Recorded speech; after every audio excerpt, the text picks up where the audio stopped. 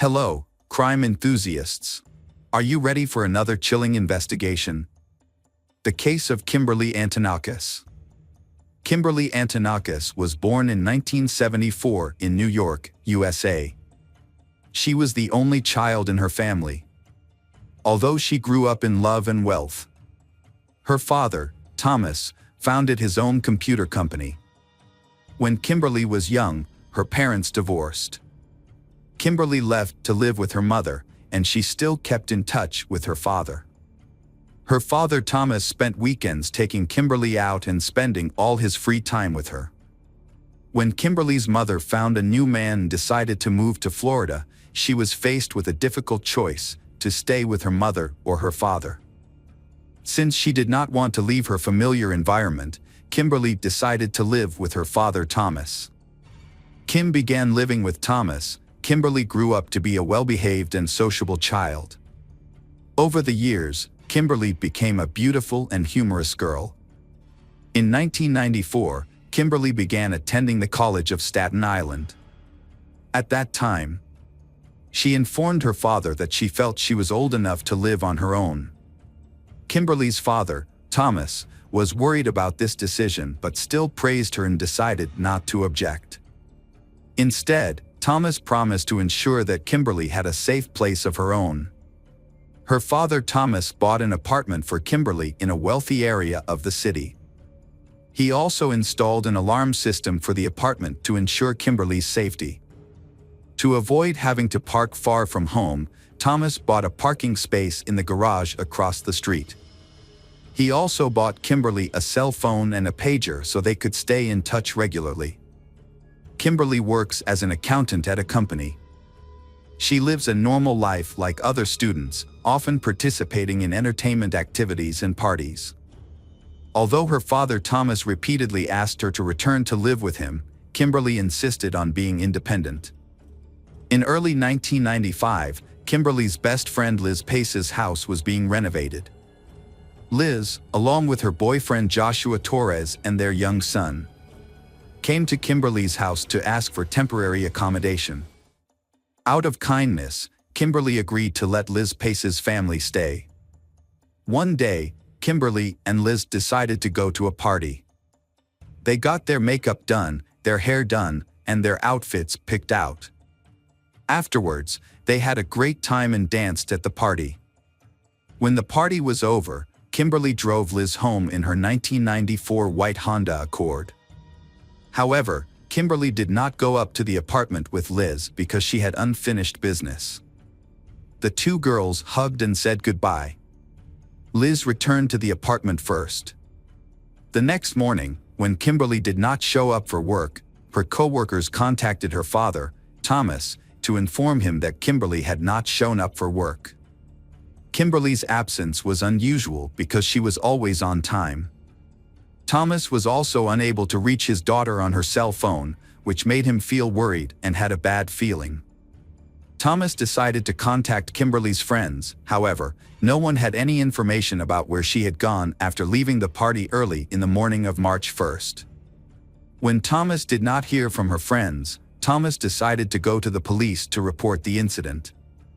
The police thought that Kimberly might have stayed at a friend's house overnight and would return soon, so they advised him to wait at least 24 hours.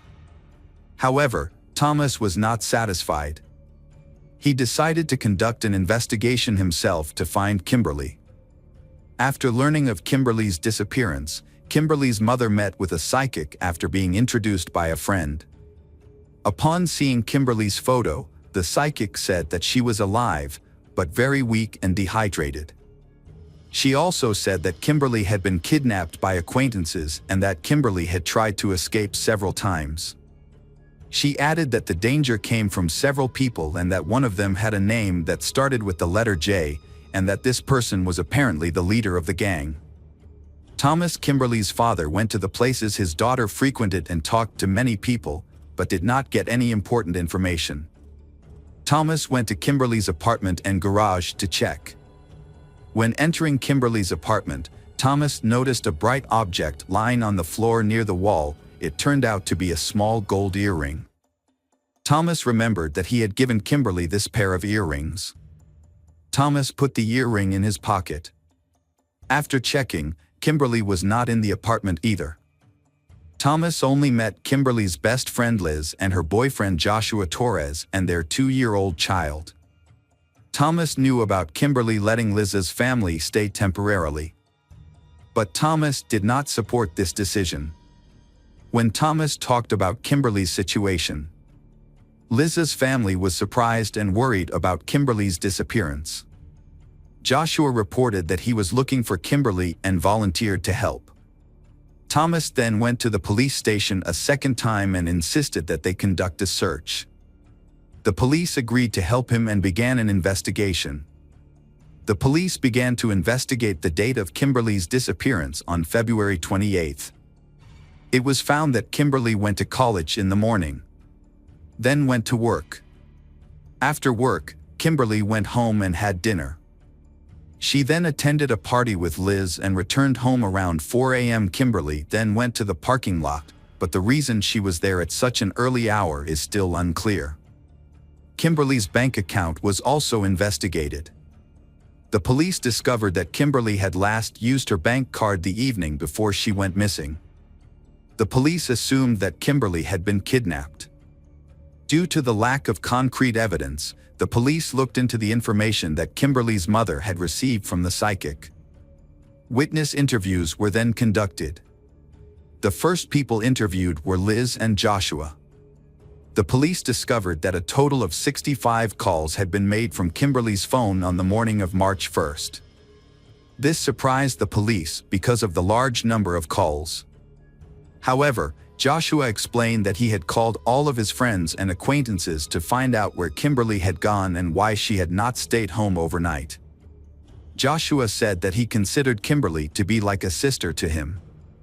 Thanks to Liz's testimony, the police were able to identify the clothes that Kimberly was wearing. A portrait of her has been drawn and will be released to help in the search. In addition, the police have also noticed some distinctive tattoos on Kimberly's body. One of them is a scorpion, which corresponds to her zodiac sign. The other tattoo is located on her waist and represents the infinity sign in the form of 2 naked people parallel to each other. A search for the missing car has been launched. The police have checked all scrap yards and other places where the car could be dismantled for parts or sold. However, this search has not yielded any positive results. The police have advised Thomas to pay attention to letters and phone calls he receives, as it is possible that his daughter's kidnappers will contact Thomas and offer a ransom. At around 2 a.m. on March 4th, the emergency services received a report of a fire. A large abandoned house was on fire at 86 Woodhaven Avenue in Queens. Fire crews were called in to put out the fire. When the fire was finally extinguished, firefighters found a charred body in the basement of the building. Forensic experts revealed that the deceased was a young woman between the ages of 20 and 25. Some of her long black hair was still on her head. There were also traces of tape. The woman's legs were tied tightly, and her hands were tied behind her back. However, the worst part was that she was still alive when the fire broke out, as evidenced by her lungs filled with smoke. In fact, the young woman had been brutally burned alive. Police suspect that the body may be that of Kimberly, who had gone missing. However, dental records need to be examined to confirm the identity. At the same time, experts have also analyzed the ashes to determine the victim's identity. When the autopsy was done, experts found no other traces besides the body. However, they found tattoos that matched the description of the missing woman. Records from the dental clinic also confirmed that this was how Kimberly Antonakis' body was found. A witness to the fire reported that he often walked his dog. However, the pet had been behaving strangely every time it passed the house. After the fire and the discovery of the body, it was discovered what had attracted the dog's attention. Kimberly tried to free herself and call for help. The dog had heard sounds coming from the basement thanks to its sensitive hearing, while humans cannot perceive it. When the police questioned the homeowner, it turned out that he had put the house up for sale and had been monitoring its condition through letters and receipts. However, this man had not checked the basement, only the house from the outside. The police decided to question Joshua again because they still had many unanswered questions about him.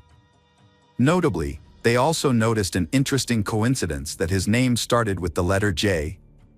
This time, Joshua revealed to them about a friend who had not been contacted on the day Kimberly went missing.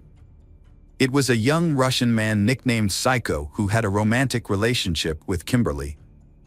The police decided to verify the information about this person and learned that Psycho was a Russian citizen who moved to the United States as a child, and that he later joined a gang and repeatedly broke the law. Thus, a suspicious suspect appeared and was soon arrested. During the interrogation, Psycho said that he knew about Kimberly's death. His reaction shocked the police because Psycho insisted that he had nothing to do with the crime, but also showed deep sorrow. It seems he is experiencing real emotions. After investigation, Psycho's alibi was confirmed. Once again, the investigation hit a dead end.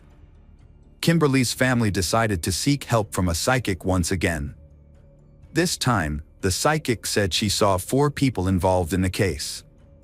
She also said that the kidnappers wanted to contact the family but were unable to do so. The abduction initially showed no signs of a tragic ending. Thomas then announced a $10,000 reward for anyone who could provide information leading to the arrest of the perpetrators. Thomas could not forget the psychic's words. He began to think about what she had said about the kidnappers wanting to contact the family. He wondered what that meant and what was stopping them from doing so. When he returned home, Thomas remembered a small detail from the day Kimberly went missing. Thomas had listened to all the answering machine recordings because he hoped Kimberly would contact him. However, there was no voicemail except for 2 blank messages. When he turned them on, he heard nothing, just silence on the other end of the phone. Thomas mistook them for a technical malfunction or a communication problem. 5 days after Kimberly's body was discovered, the police found her car. It was parked in a quiet part of town, near the crime scene. The police hoped to find fingerprints in the car, but unfortunately the car had been washed. The only traces left in the car were a few strands of Kimberly's hair and an earring. During this time, Thomas was implicated in a local mafia hit. Some members of Thomas's crew even blamed him for their daughter's death, as if Thomas's dark actions had caused Kimberly's troubles. However, Thomas denied any involvement. The police investigated this information through their own channels but found no evidence to confirm it. Thomas did not appear to have had anything to do with the incident and continued his business openly. In July 1995, a young man was arrested by police at a New York City home for burglary. However, during questioning, he provided information related to Kimberly's case. The detainee claimed that he had heard from an acquaintance that his friends had kidnapped and then burned the girl alive. When the police learned that the man was Joshua Torres, who lived in Kimberly's apartment and had been involved in the search for her, they decided to take a closer look at Joshua Torres. Joshua was asked to come in for questioning and he denied any involvement in the incident. However, during a lengthy conversation, he made a confession. Joshua said that if he had really been the kidnapper, he would have fed Kimberly. This intrigued the police because there was no information given that Kimberly had died of hunger, thirst, or cold. Only the police knew this information. The police needed more evidence to clear up the case.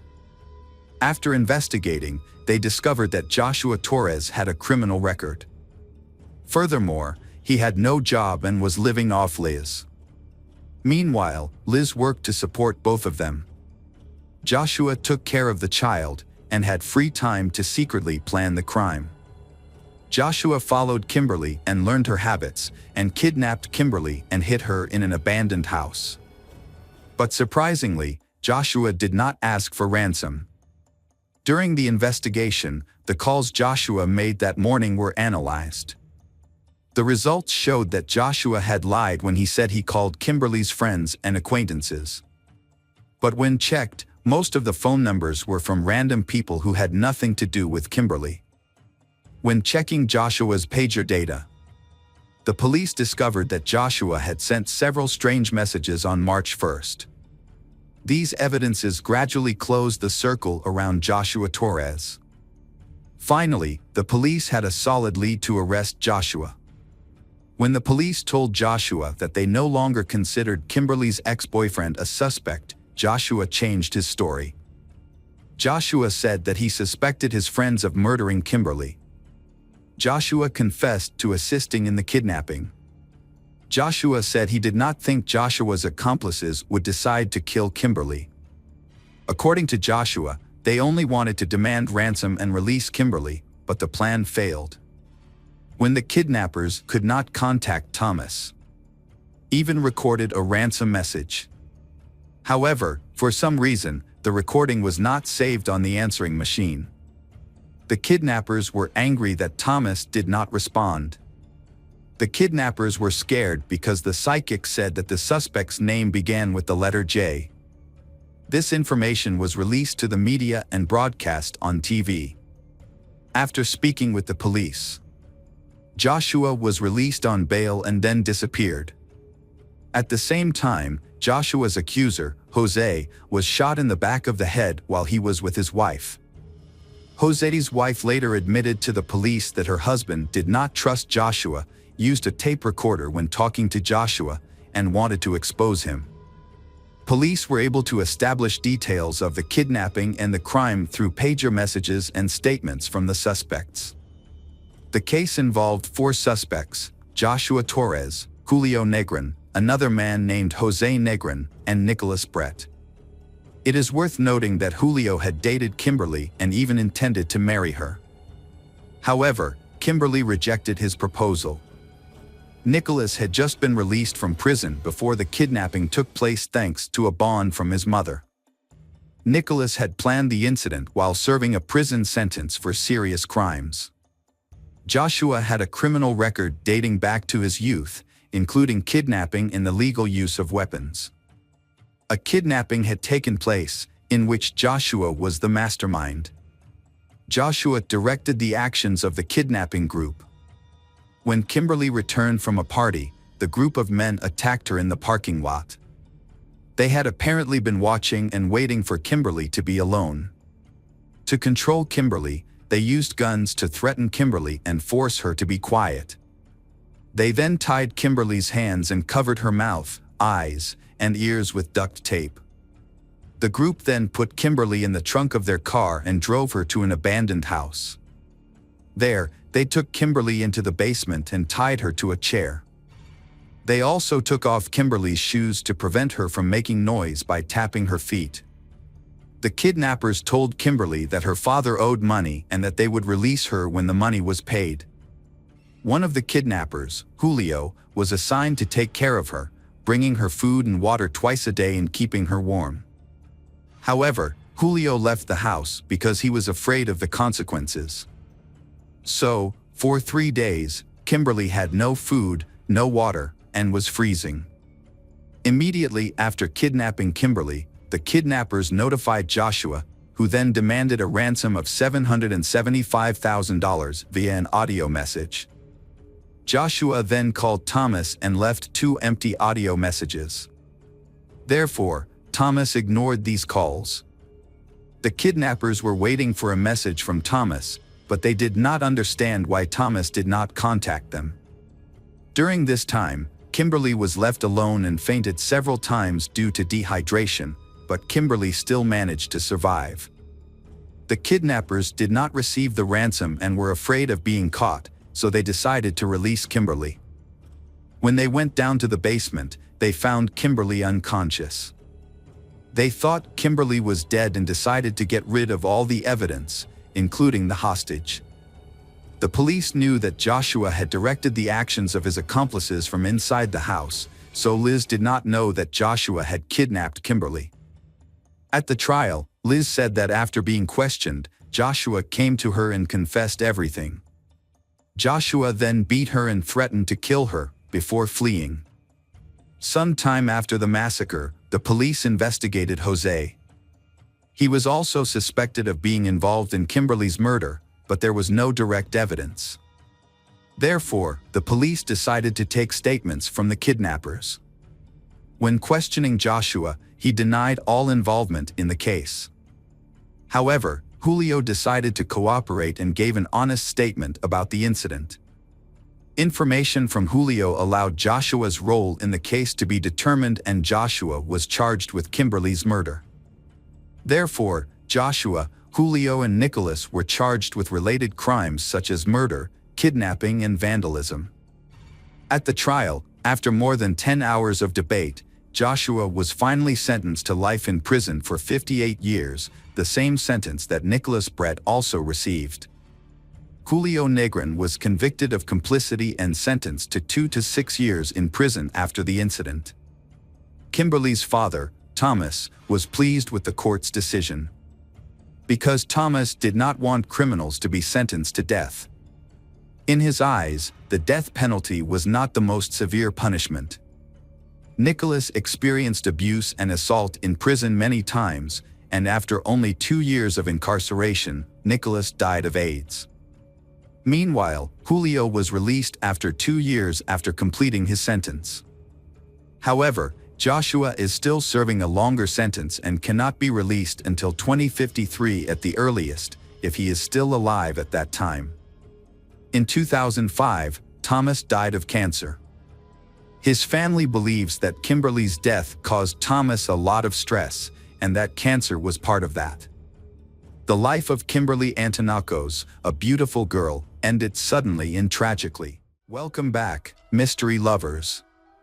Today's case is going to keep you on the edge of your seat. The case of the Harvey family. Brian Taba Harvey, 49, was a local icon who rose to fame in the 1980s as the lead singer and songwriter of the indie band House of Freaks. Although he and his musical partner Johnny Hott went their separate ways professionally in the 1990s, they remained close friends. A dedicated musician, Brian performed on stage for the final time on New Year's Eve, unaware that it would be the last night of his life. On the other hand, Catherine Gravinsky, 39, found success as co-owner of World of Mirth, a popular toy store in Richmond's Carytown district. She was an artist who pursued various endeavors, including painting sets for community theater, working as a pastry chef, and waitressing. Catherine had an older sister, Shelley Gravinsky, and was also the half-sister of actor Stephen Culp, known for his roles in TV shows such as The West Wing and Desperate Housewives, as well as various films. Brian and Catherine's paths crossed at the Border Cafe on Main Street, where Catherine worked and Brian frequently visited with Johnny. In 1990, Brian and Catherine got married. The House of Freaks then released an album featuring a song called I Got Happy, which was dedicated to Catherine. The couple had 2 daughters. Their first daughter, Stella, was born in 1996. After becoming a father, Brian realized that having children helped him find meaning in life and the importance of keeping hope for his children's future. Their second daughter, Ruby, was born in 2001. While working in the computer department of the Henrico County School System, Brian continued to pursue his passion for music. Meanwhile, Catherine started her own business, opening a unique toy and gift store called World of Mirth in the Carytown neighborhood. The store was designed to be a welcoming space for parents and children to spend time together, and children are free to play with the available toys. Brian Harvey's family lives in a quiet, quaint neighborhood south of Richmond. Their 2-story red brick house was surrounded by large trees, porch swings, and ivy-covered gardens. They had a cozy family room in the basement. The family was well respected and loved in the community, and it seemed no one had any ill will towards them. On New Year's Day, 2006, Brian, his wife Catherine, and their 2 daughters, Stella and Ruby, were preparing for a busy day. They were hosting a barbecue lunch for friends and family, a tradition they enjoyed every year on this day. They woke up early to get everything ready. That Sunday morning, Brian went outside to collect the newspaper, absorbed in the front-page news. He didn't lock the door when he came back in, which wasn't unusual for them, especially on party days when friends would be arriving. The neighborhood was considered safe, so they didn't think much of it. However, on that day, Brian was unaware that some criminals were secretly lurking nearby. Catherine was busy in the kitchen, preparing cookies for the guests who were expected to arrive soon. Suddenly, she heard voices coming from the living room and thought that some guests had arrived early. But when she went to check, she was shocked to see two strangers instead of familiar faces. Later, Brian, Catherine, and their young daughter Ruby were ordered to go downstairs to the basement playroom. Stella, who had spent the night at a friend's house, had not yet arrived home. Once the family was in the small room, the intruders used electrical cords and packing tape to tie them up. The intruders told them that as long as they cooperated, no one would get hurt while they searched the house. Just as the intruders were starting to ransack the house, someone knocked on the front door at around 10 a.m. The leader of the intruders untied Catherine and told her to answer the door. However, he warned her that if she tried to escape or ask for help, her daughter and husband would be killed. Catherine was in a difficult situation. Stella was about to arrive, and if she answered the door, she would put her daughter in danger. On the other hand, if she didn't answer the door, the intruder might get angry and hurt her family. In the end, Catherine decided that it was best to cooperate, so she opened the door. Stella suddenly ran past Catherine and into the playroom, where the family usually spent a lot of time together. Catherine quickly intervened, stopping Stella's friend from following her. Kyron Perkinson, the friend's mother, later expressed her surprise at Catherine's unusual behavior. When Perkinson asked Catherine how she was feeling, Catherine said she was not well. Then, she made a circular motion with her hand, mimicking a gun and pointing it at her head. This abruptly ended the conversation, and Catherine shut the door. This strange gesture would later trouble Perkinson, wondered if Catherine was trying to convey something. She wondered if Catherine being monitored by the intruders. Perkinson left, intending to return later for a party. All four members of the Harvey family were now inside the house. Catherine went back to the basement and found Stella had been securely tied up alongside the rest of the family. Everyone was caught helpless and defenseless. Chaos broke out unexpectedly and without any prior indication. The assailant revealed a knife taken from the Harvey's kitchen and began slashing the family members' throats. Angry that he had to wait so long for them to die, he ordered his accomplices to hit them hard on the head. However, the accomplice refused. The assailant then grabbed a claw hammer and ruthlessly struck the family members repeatedly until they stopped moving. After removing Catherine Harvey's wedding ring, the assailants set the room on fire using wine as an accelerant to conceal evidence of their crimes. As they escaped from the scene, they ate a plate of freshly baked cookies from the kitchen counter and stole a laptop, DVD player, and other items. They rushed out and entered the getaway vehicle parked outside, where a woman was waiting. She was related to one of the robbers and had been on lookout duty during the incident. They quickly departed, leaving the scene as quietly as they had arrived. Later that day, around 1:30 p.m., Johnny arrived at the celebratory gathering. Upon opening the front door, he was met with a thick cloud of smoke and a strong burning smell. Alarmed, he alerted the neighbors. They quickly called 911. Firefighters arrived at the scene and put out the fire. However, they soon discovered 4 bodies in the smoldering basement. Despite initial appearances, investigators determined that the fire did not cause the deaths. Instead, they found evidence of a more sinister cause. The investigation was now treating the incident as a murder case. The scene was so heartbreaking that it left even the police and medical staff who were accustomed to dealing with traumatic situations, utterly stunned and shocked. Some were even seen crying openly. The discovery that parents were made to watch their children being brutally killed, and that children were also forced to witness the brutal deaths of their parents, was especially devastating. Autopsies revealed that Brian and Catherine died from blunt force trauma to the head. Stella's death was caused by a combination of blunt force trauma and smoke inhalation, suggesting she was still alive when the fire started. Ruby's cause of death was stab wounds to the neck and back, resulting in her death. The authorities immediately launched an investigation into the murders, but they had little evidence to work with. To gather more information, they appealed to the public for assistance. This approach proved successful when, on January 6, a woman named Latoya P.Y. contacted the police, requesting a welfare check on her friend, 21-year-old Ashley Basil Tucker. Latoya expressed concerns that Ashley's boyfriend, 29-year-old Ree Joseph Dandridge, and his uncle, 29-year-old Ricky Javon Gray, were involved in the Harvey family's murder. Gray, who was slightly younger than his nephew by a few months, was reportedly the one in charge.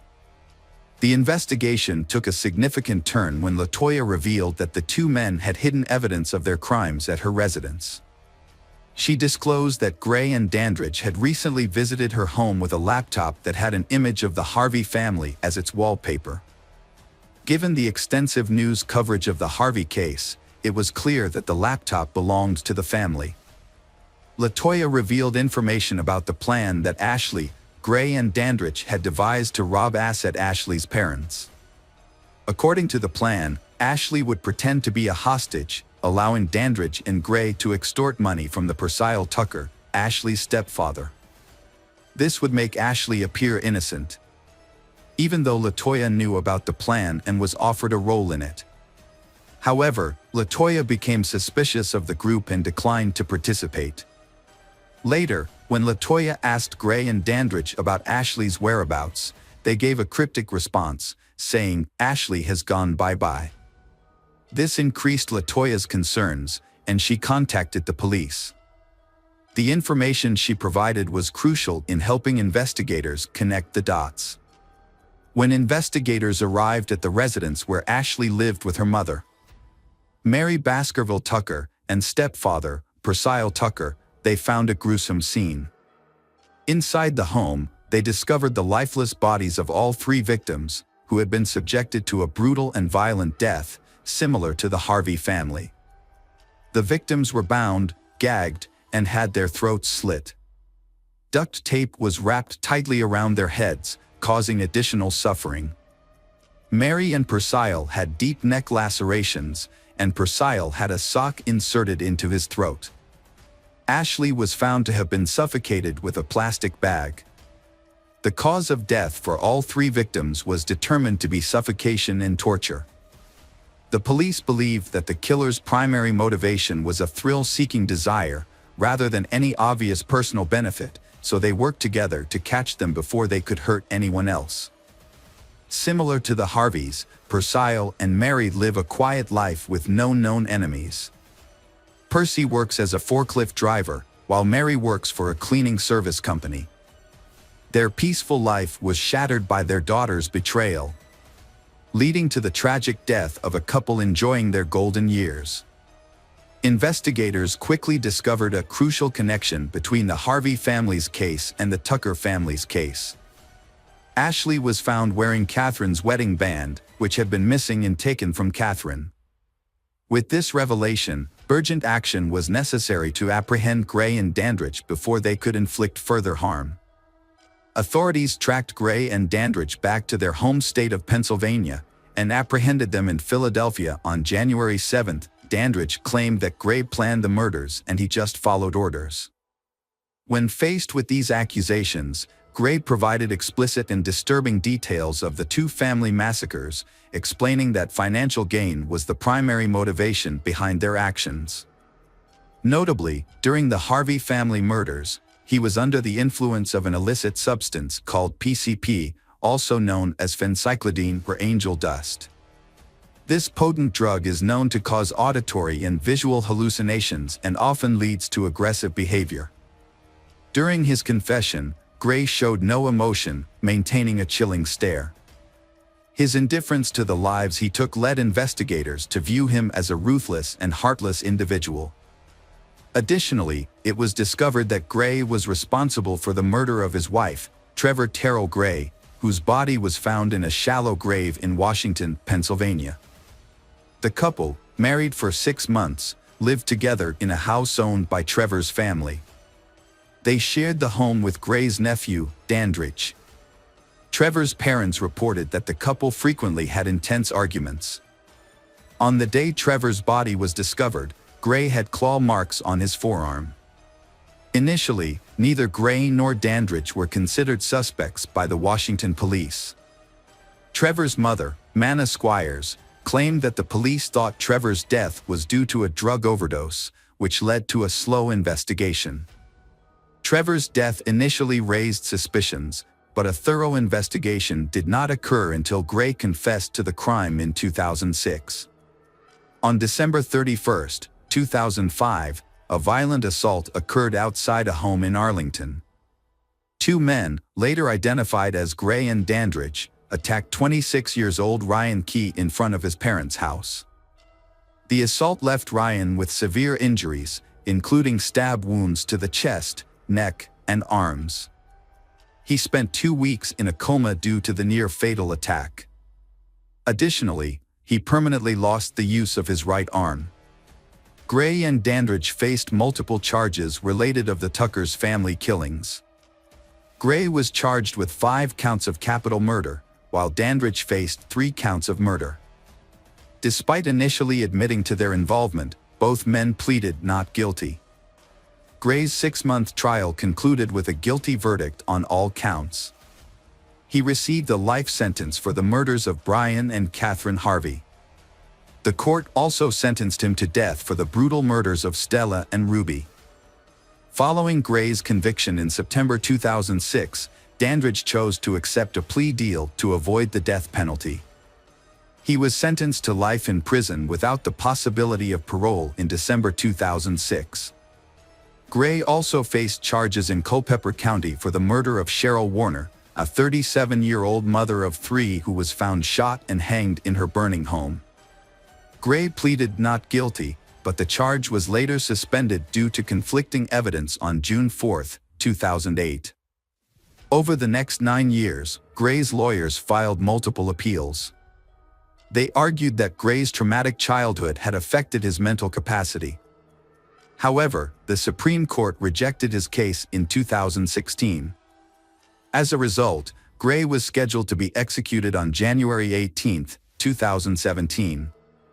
On the scheduled date, with all appeals exhausted, Gray was put to death by lethal injection at Greensville Correctional Center. Meanwhile, Dandridge remains in prison at Sussex 2 State Prison.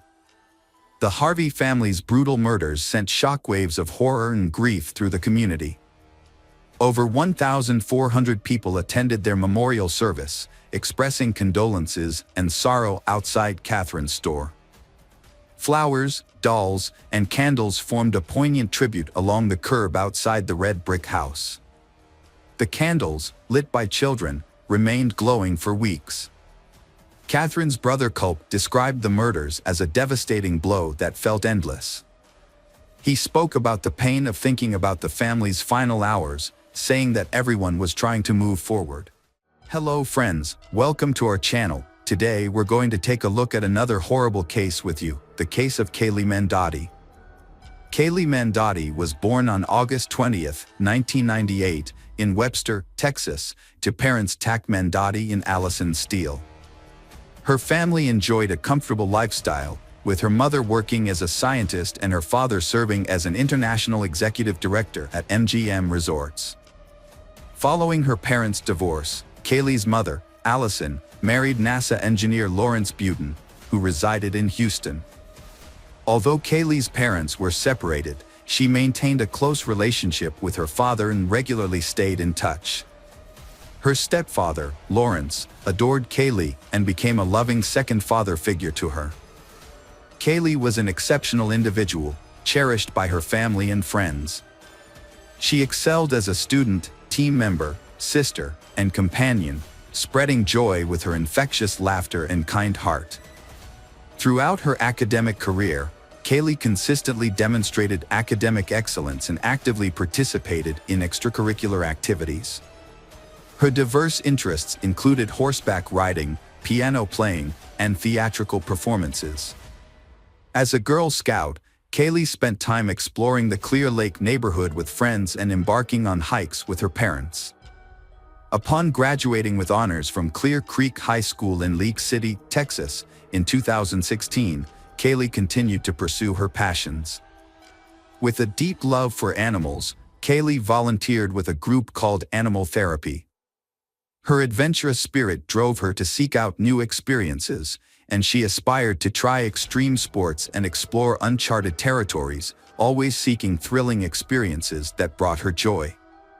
At 19, Kaylee was a sophomore at Trinity University in San Antonio, studying communications. She was popular, with many friends, and led the cheerleading squad for the football team. Her beauty and charisma drew many admirers. During a football game, she met 22-year-old Mark Howerton, a tall, athletic professional baseball player. Initially, Kaylee didn't notice Mark, as she was interested in someone else, Jet.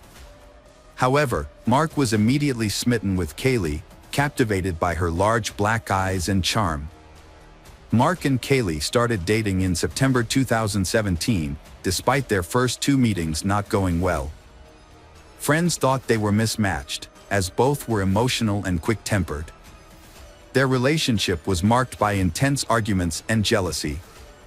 Kaylee often had bruises and was afraid to retrieve her phone from Mark, a disturbing sign of the toxic relationship. The situation gets worse when Mark became aggressive, pulled out a gun, and threatened violence. Kaylee knew about her boyfriend's jealous nature and temper, but she would reassure her friends and ask them not to discuss their loud arguments publicly. However, on September 24, 2017, around 1 a.m., Kaylee's roommates had had enough and called the police due to loud noises and a man yelling and threatening violence coming from Kaylee's room. When the officer arrived, Mark was alone in the room, and Kaylee declined to press charges, downplaying the incident as just a lover's quarrel. Kaylee's friends suspected Mark of using controlled substances, which led to his angry outbursts.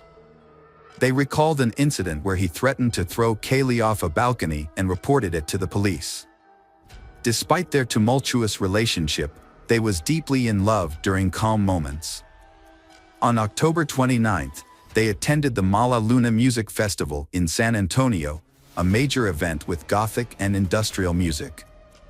Mark and Kaylee were enjoying a fun time with their friends at a festival until Kaylee's ex-partner unexpectedly appeared, causing tension between Mark and Kaylee. They got into a big argument and left the festival early. Their friends didn't see them again that night. 6 hours later, Mark pulled up to a hospital in his black Mercedes, frantically seeking help. The medical staff found Kaylee unconscious and partially undressed in the front seat. The car was a mess, with her clothes scattered everywhere, and she was slumped forward, unresponsive. The hospital staff rushed Kaylee to the emergency room, where Mark revealed that they had taken illegal substances before the festival. This information helped doctors treat her for a possible overdose. Kaylee was then transferred to a specialized medical facility in Kyle, Texas, where a nurse with expertise in intimate assault cases examined her.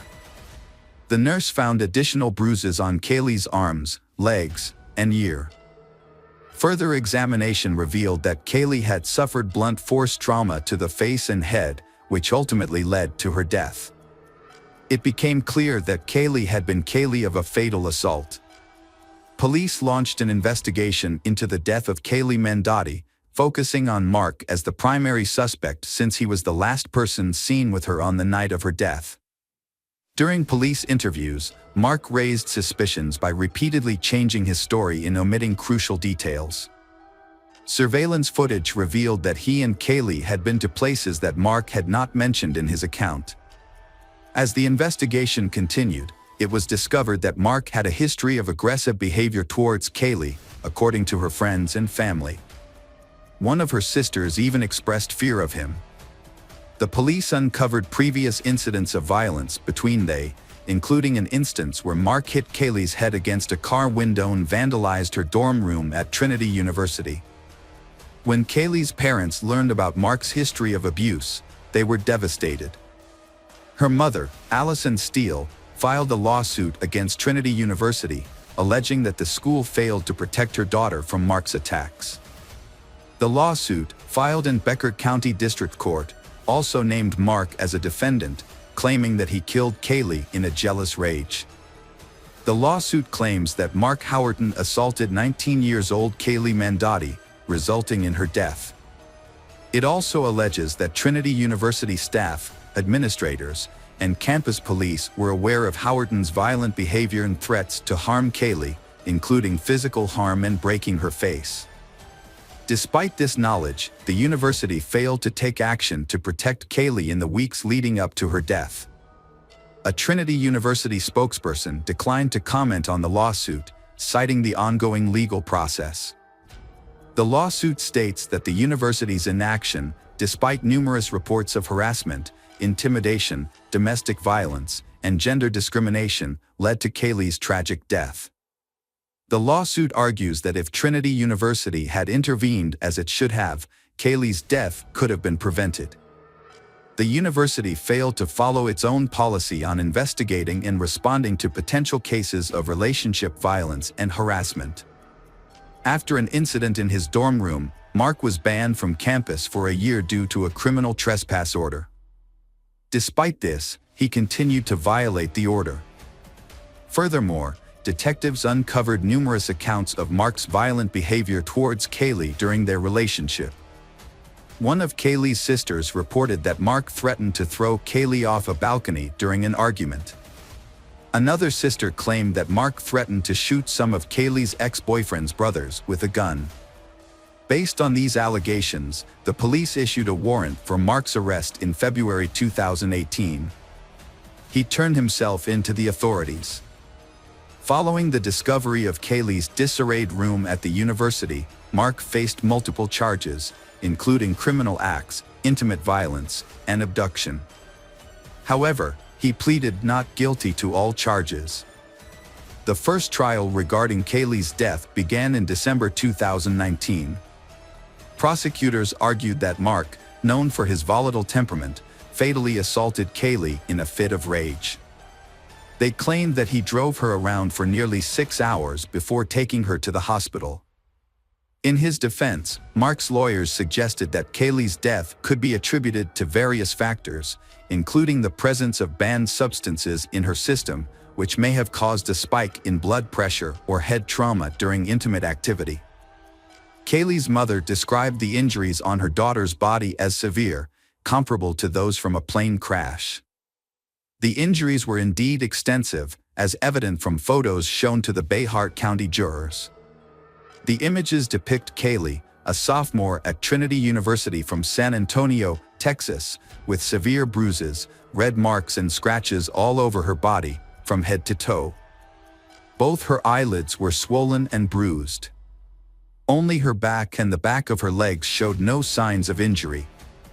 Dr. Susanna Dana, the forensic pathologist who conducted Kaylee Mandotti's autopsy, took graphics and photographs that revealed a subdural hematoma on the right side of Kaylee's brain.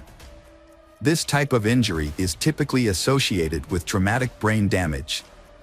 Kaylee's father, Tilak Kaylee, became emotional after seeing 2 photos of his daughter in the ICU, where she lay in a vegetative state, surrounded by numerous tubes, with her face barely visible. Dr. Susanna Dana testified about the severe head and facial injuries she found on Kaylee. These injuries included a dent in her skull, eye trauma, and extensive bruising on her jaws, mouth, gums, lips, and cheeks. There were also hemorrhages in both eyes. Dr. Dana concluded that Kaylee's death was caused by head and facial trauma from a blunt object. However, Dr. William Anderson disagreed with this conclusion after reviewing the autopsy results. He pointed out that there were no fractures in the eye sockets, nose, or face, which suggested that Kaylee was not attacked from the front. Instead, Dr. Anderson believed that Kaylee's injuries were more consistent with a fall and subsequent medical treatment. Defense attorney John Hunter presented an alternative explanation, arguing that the prosecution lacked sufficient evidence to determine what happened to Kaylee Mandotti the night of the incident, making it impossible to prove Mark Howerton's involvement. During the trial, Hunter frequently highlighted Kaylee's history of drug use, including her treatment for substance dependence at a hospital. Professor Jason Wallach from the University of Sciences in Philadelphia testified that Kaylee had a high level of MDMA, ecstasy, or Molly in her blood when her boyfriend took her to the hospital on October 29, 2017. The presence of this substance can turn a minor head injury fatal. Hunter stated that MDMA affects people differently, causing increased body temperature or electrolyte imbalances that can lead to loss of consciousness. Mark Howerton told investigators that he and Kaylee had an argument and engaged in consensual rough intimacy before she lost consciousness, but the origin and timing of her bruises remained unexplained. In December 2019, Allison believed Mark Howerton would be found responsible for her daughter's death. However, the trial ended in a mistrial due to the jury's inability to reach a verdict. Mark's defense claimed Kaylee's injuries were caused by hospital staff, leading to the hung jury in the 144th District Court, presided over by Judge Raymond Angeline. Because the jury was unable to reach a verdict, the case was dismissed, and Mark was acquitted of the charges in the first trial, leaving the case unresolved. District Attorney Joe Gonzalez, who had been handling the case from the beginning, expressed disappointment with the outcome and stated that he would review the case again. During this time, Kaylee's parents, Allison and Lawrence, began their own investigation. They gathered evidence and autopsy reports from the police and focused on a small, round bruise near their daughter's ear. They speculated that Mark might have hit her head against the car window, causing her to hit the door lock and get bruised. They hoped this new information would establish Mark's guilt.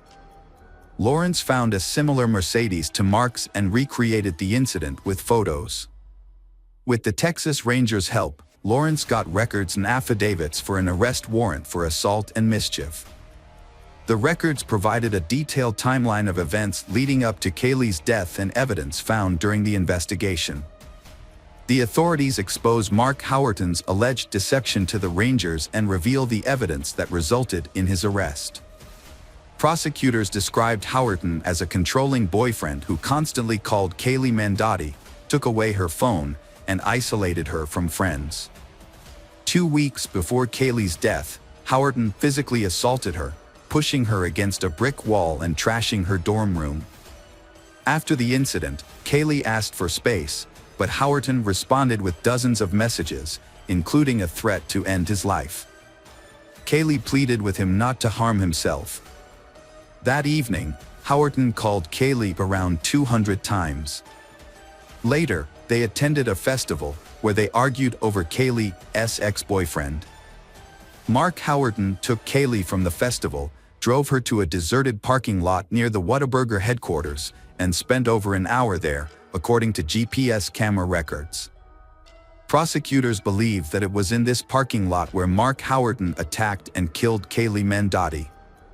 Kaylee Mandotti's family expressed gratitude to the Texas Rangers for their diligent efforts in securing suitable criminal charges against Kaylee's alleged attacker. Mark Howerton's pre-trial began in June 2023. During the trial, the prosecution initially considered presenting a video recorded by Kaylee's parents in the hospital that showed her injuries, but ultimately decided not to use it. The prosecution took into account evidence gathered with the assistance of the Texas Rangers, despite potential complications and new disputes. Mark Howerton was found guilty of aggravated assault resulting in bodily harm that led to a lethal outcome. He was sentenced to 20 years in prison, a fine of $110,000, and ordered to pay restitution to Kaylee Mandotti's family. Furthermore, he was prohibited from contacting over 20 individuals connected to the case. Now over 30 years old, Mark is serving his sentence in the Wilsey County Jail and will be eligible for parole in 2033. The conviction brought some closure to Kaylee's family, but felt the sentence was not enough for their loss. In the second trial, Mark Howerton faced additional charges, including aggravated assault and criminally negligent homicide, on top of the initial manslaughter charge. The prosecution changed its strategy to build a stronger case against him. However, Kaylee's family and prosecutors were unhappy with the outcome and pushed for a retrial. Kaylee Mandotti's tragic story shows the devastating effects of violence on a young life and her family's struggle for justice. Kaylee's story is a powerful reminder of the consequences of violence against young people with promising futures. Despite the conviction, her family believes the verdict does not bring justice for their daughter. In 2021, Allison filed a civil lawsuit against Trinity University, alleging negligence in protecting her daughter. She claimed the university failed to inform Kaylee's guardians about Mark Howerton's destructive behavior in her dorm room and took no action against him, allowing him continued access to her daughter. It is unclear whether evidence collected by Allison and Lawrence was presented during Mark Howerton's trial. However, in 2023, he was found guilty of aggravated assault causing bodily harm, despite being acquitted of the more serious charge. Prosecutors noted that Kaylee's family was satisfied with the verdict, as it brought an end to the prolonged legal proceedings. Hello friends, welcome to our channel. Today we're going to take a look at another horrible case with you, the case of Nancy Paula Reyes. Nancy Paula Reyes Gores was born on April 13, 1991, in the small village of Granados in Guatemala. She grew up in a poor family with 4 siblings. Her parents, Jorge and Pren Gorzi, worked hard to provide for their children's education, hoping they could have a better life. Nancy attended school and later enrolled in the university in Villanueva, where she studied business administration and document management. She was an exceptionally diligent student who earned top academic accolades. Despite her academic success, she struggled to find a promising career. During her studies, she worked as a cashier in a supermarket and was later promoted to administrator, but her career advancement stopped there. During her university years, Nancy was in a relationship with a young man and had 2 daughters. However, the relationship didn't work out, and they separated. The father did not financially support his children. Nancy continued to live with her parents, working at a supermarket, but saw no future prospects. With barely enough money for essentials, change was necessary. In 2013, her older sister moved to the United States, found a good job, got married, and settled well. Inspired by her sister's success, Nancy decided to transform her life. She chose to relocate to Europe, specifically Spain. At the time, she couldn't afford a one-way plane ticket or initial expenses. Nancy worked hard for years, saving enough to make her dream a reality. In July 2018, Nancy bought a ticket to Madrid, reassuring her parents that she would stay in touch regularly. Upon arrival, she planned to secure housing and a job. She brought a few thousand euros to cover initial expenses, such as renting a room and basic necessities, until she found stable employment. When Nancy left, she was 27 years old, and her daughters, who remained with their grandparents in Guatemala, were 7 and 5 years old. However, Nancy didn't stay in Madrid for long. She moved to Barcelona and later to Cadril, a city in the Spanish province of the same name. Nancy maintained regular contact with her family, calling home almost daily to check on their well-being and sending money back to support them. Despite not having a stable job, Nancy managed to make a living through various odd jobs, including cleaning for affluent families and caring for the elderly and sick. She never complained about her hardships. Instead, she told her family that Europe offered better opportunities and that she could earn more than she would have in her home country, even if she worked non-stop with no days off. It seemed Nancy was content with her lives. She even mentioned plans to bring her daughters to Spain once she had saved enough to rent a spacious home for the whole family. A significant romance developed in Nancy's life. Initially, she didn't reveal much about her personal life, citing a busy work schedule. However, in the spring of 2020, she told her parents that she had met a man named Carlos Andres Bustamante and started a romantic relationship with him. They met by chance while Nancy was searching for a new place to rent. As they navigated their challenges, they grew closer and eventually moved in together. Carlos, who was a year older than Nancy, didn't have a steady income at the start of their relationship and relied on odd jobs to get by. As a result, Nancy became the primary breadwinner, covering housing costs, bills, and often providing Carlos with money for his personal expenses. However, she never complained to her family about this, so they believed everything was fine and that she had found a good partner in Carlos, with whom she lived a happy and fulfilling life. Around that time, Nancy's two younger brothers also moved to Spain, and she kept in touch with them. She was especially close to her youngest brother, Dennis, who had met Carlos and thought he was likable. In late June 2020, Nancy and Carlos decided to relocate to Santander, a coastal city in northern Spain. When Nancy spoke to her family on the phone, she mentioned that the climate was better and there were more job opportunities. However, issues began to arise in her relationship with Carlos, which she tried to keep to herself. Carlos was jealous, hot-headed, and cruel. He was content with being financially supported by Nancy and lacked ambition. What's more, he had a problem with alcohol and occasionally used illicit substances. Although he frequently promised to quit and find a stable job, Nancy started to doubt whether she should continue the relationship.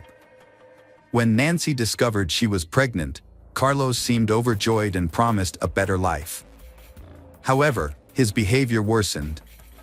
He continued to drink and use drugs, taking money from Nancy or his mother.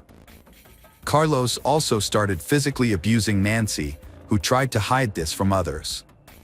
On August 12, while Nancy video chatted with her parents, Carlos yelled at her, demanding that she tell him who she was talking to.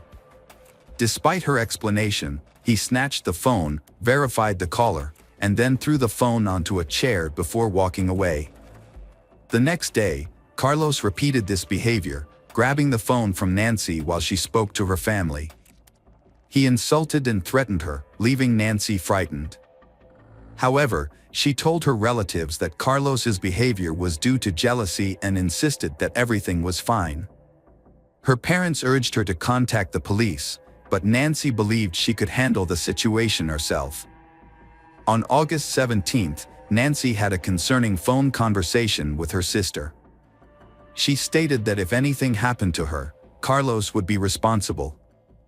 Although her words were alarming, she didn't explain further and instead asked her sister to care for her children if necessary. This was the last time Nancy's sister heard from her. Nancy, who was pregnant, mysteriously vanished on August 20th. At around 2 p.m., she texted her father, promising to call later that evening, but she never did. It was unusual for her not to follow through on her promise or respond to her family's calls. When her family tried to contact Carlos, he didn't answer his phone either. The situation was worrying, especially since they had recently moved to Santander and had no friends there. Nancy's brothers lived on the other side of the country, making it difficult for them to check on her immediately. A few days later, a suspicious message was sent from Carlos's phone, stating that he and Nancy had argued and decided to separate.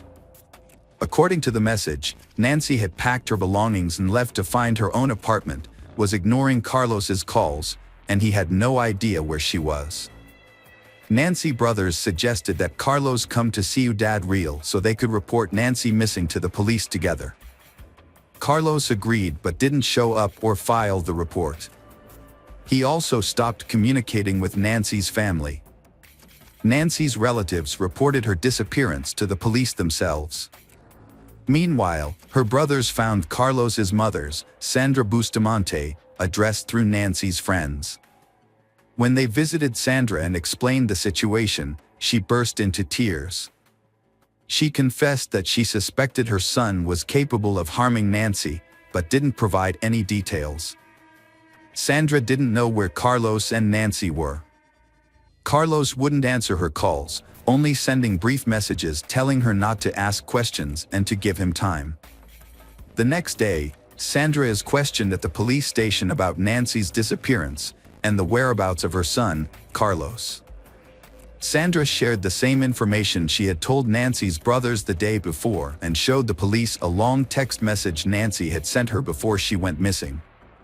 In the message, Nancy begged Sandra not to give Carlos any money, no matter what sad stories he might tell her. Nancy said Carlos would spend the money on alcohol and drugs, which made him aggressive and cruel. He had no intention of finding a job or overcoming his addictions, and his behavior was becoming increasingly threatening.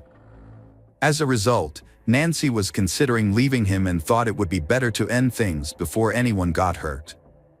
The investigation also uncovered a disturbing fact about Carlos. He had been convicted of causing physical harm several times before.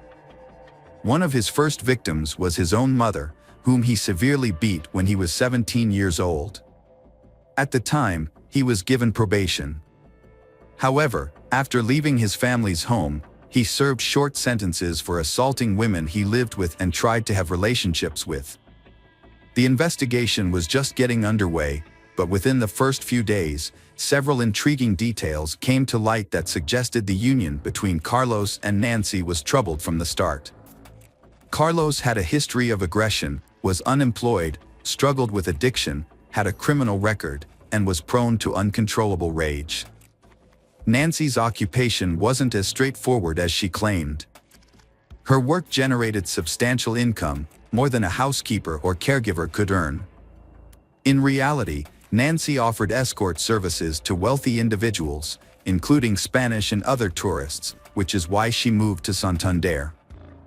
Carlos initially accepted Nancy's occupation as it supported them financially. However, upon learning of her pregnancy, he became consumed by doubts about the child's paternity and grew intensely jealous of her continued work. His behavior became erratic, fluctuating between forbidding her from interacting with men and pressuring her to work for money. The man spent the money he took from his mother solely on himself and his vices. A disturbing discovery was made in a rented apartment, where Nancy and Carlos had been missing for nearly a week. Although Carlos had been in contact, he only sent messages and didn't reveal his location. On August 26, the police finally obtained a warrant to search their empty rental apartment in Santander, and what they found was shocking, leaving no doubt that Nancy was deceased. Blood was found throughout the apartment, with some attempts to clean it up. However, it was still visible in many areas. Further investigation revealed fragments of bones, hair, skin, and internal organs in the clogged drains of the bathroom and toilet. Forensic analysis confirmed that these remains belonged to the missing woman, Nancy. Although Nancy's body was not found in the apartment, evidence suggested that she had been brutally murdered and dismembered in the bathroom. Her remains were likely disposed of elsewhere. Carlos became the prime suspect in the case, but his whereabouts were unknown. A package for a small hatchet was found in the apartment with Carlos' clear fingerprints on it. Security footage from a local hardware store showed Carlos purchasing the hatchet, rubber gloves, and large trash bags on August 20th. He bought a small cart from an elderly vendor, who instantly recognized him from a photo. This led to his arrest and the start of a search for the body. The next day, Carlos went to a police station in Madrid. Trying to deflect suspicion from himself, he went to report Nancy missing but was immediately arrested as the main suspect in the gruesome crime. Carlos claimed he had no involvement, stating that he and Nancy had argued and parted ways on August 20th. He said he left the town in an emotional state and was unaware of any events involving Nancy afterward. He suggested that Nancy might have been attacked when she returned to the apartment to gather her belongings. However, his story was unconvincing, especially after police found his fingerprints on the hatchet packaging. In the following days, police thoroughly searched nearby wastelands, sewer systems, and the coastline with the help of dogs, but found no sign of Nancy. They then tracked Carlos's movements from August 20th to 26th using his mobile phone signals. The results showed he spent 3 days traveling along the coast, visiting the cities of Bilbao and Burgos before heading to Madrid. It was evident that Carlos attempted to conceal his actions. The investigation continued in Santander. On August 20th, surveillance footage revealed Carlos walking towards a large natural forest park in the evening. He returned to his apartment late at night and then exited again with a cart containing irregularly shaped bags. Carlos vanished from view upon entering the wooded area due to limited camera coverage. He reappeared later with a much lighter cart. After proceeding towards the railway tracks, he returned significantly lighter, indicating where the body might be. However, one question remained unanswered: where was the child? It wasn't until September 16th that authorities discovered bags containing severely decomposed human remains in dense underbrush on a hillside. The remains were identified as those of the missing Nancy Gores, which had been divided into 20 parts using a hatchet, as revealed by security camera footage. While all items transported in the cart were recovered, something was still missing. Nancy's 4-month-old fetus was not found among the remains. The victim's genitals and lower abdomen showed severe injuries from a knife and hatchet. This suggests that the perpetrator removed the fetus and got rid of it separately from the mother's body. Carlos denied being involved and gave conflicting statements. He tried to blame someone else, but the victim's blood was found on his clothes and shoes, which he had tried to wash off. Even though Carlos wouldn't admit to the crime, investigators figured out what happened. Experts think that on the afternoon of August 20th, the man got into an argument with his pregnant partner.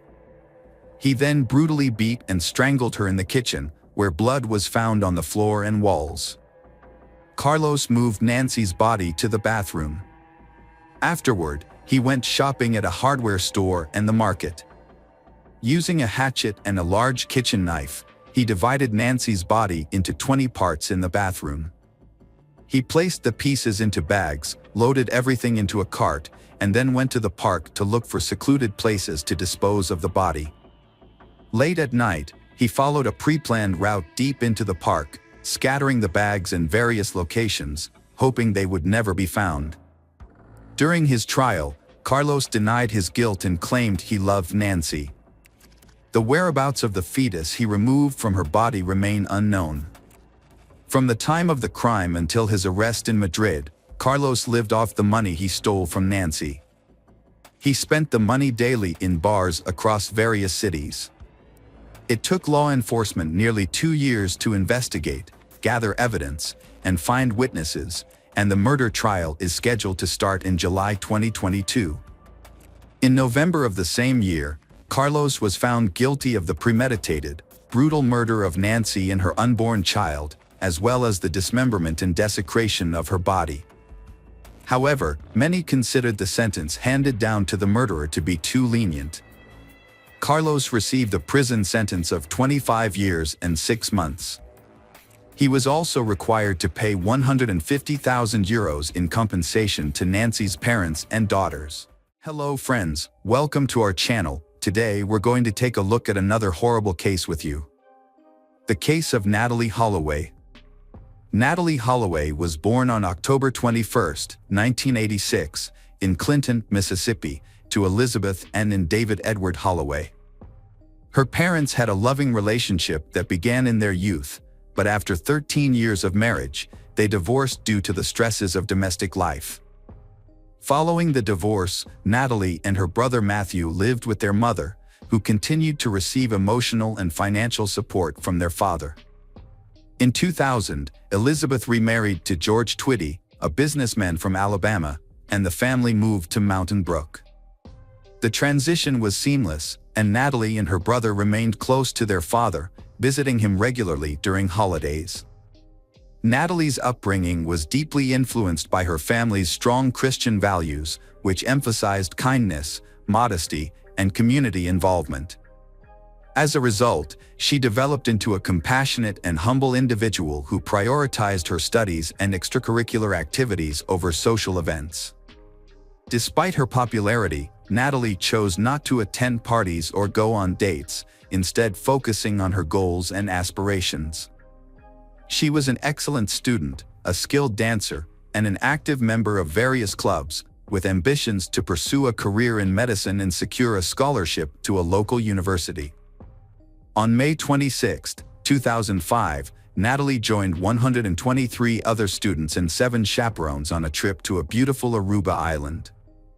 The group of 18-year-olds stayed at the Holiday Inn and spent their time relaxing on the beach, swimming, and enjoying the local restaurants and entertainment. They made the most of their trip, dancing into the early hours of the morning. On the night of May 29th to 30th, Natalie was initially acting normally in socializing while sober. However, after consuming a drink given to her by Joran, her behavior changed, indicating that she may have been under the influence of a substance.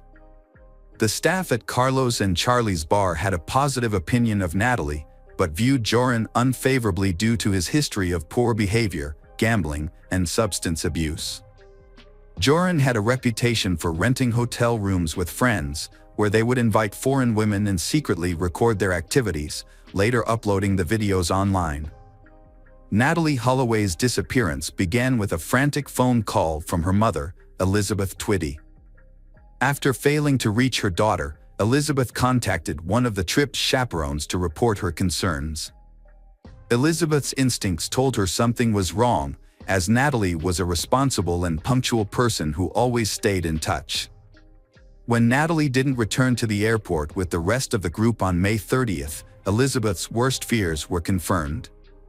Her belongings, including her phone and passport, were still at the hotel, but Natalie was nowhere to be found. Elizabeth and her husband quickly flew to Aruba to search for their missing daughter. When Elizabeth arrived in Aruba, she discovered more about Natalie's disappearance than the police had.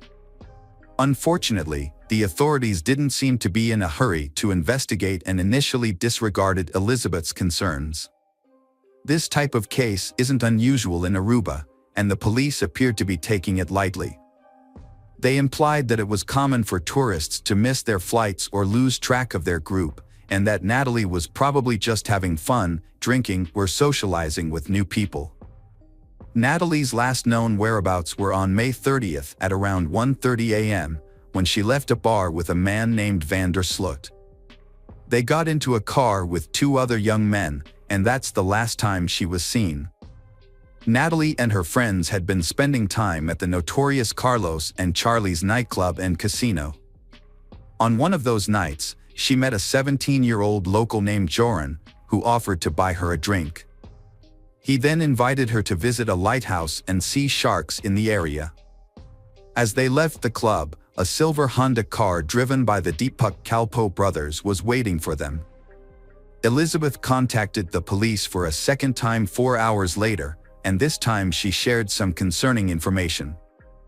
As a result, the 3 individuals were detained. Van der Sloot initially claimed he didn't know Natalie, but eventually admitted he had left the bar with her.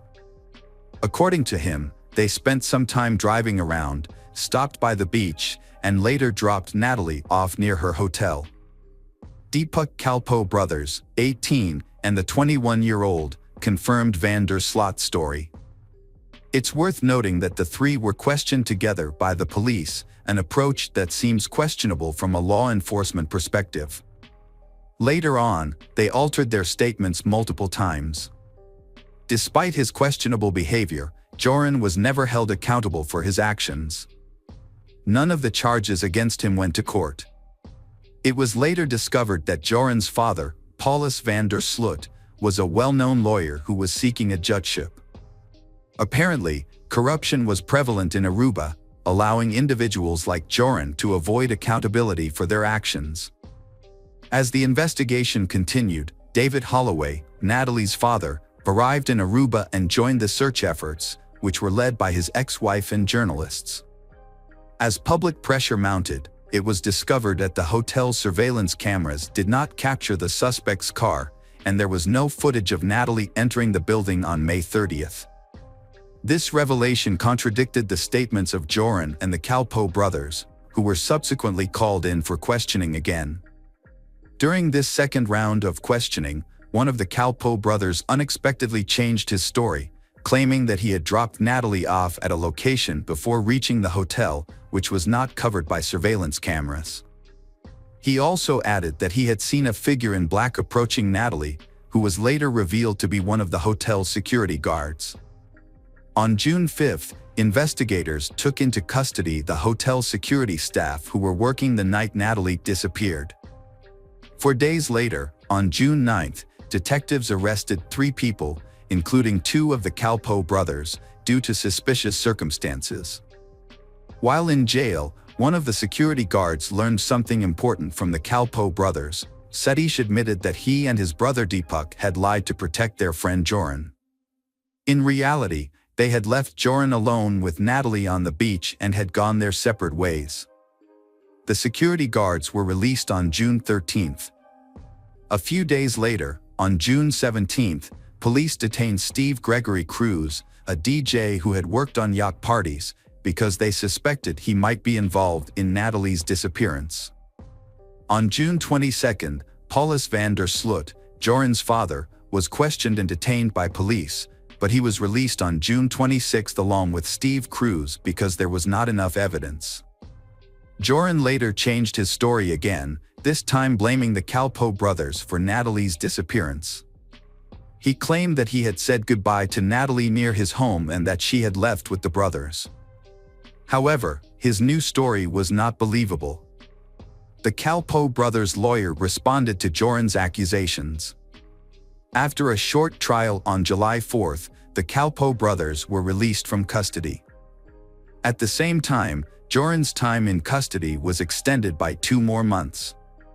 Despite the growing evidence, the police seemed to be ignoring Joran's possible involvement in Natalie's disappearance.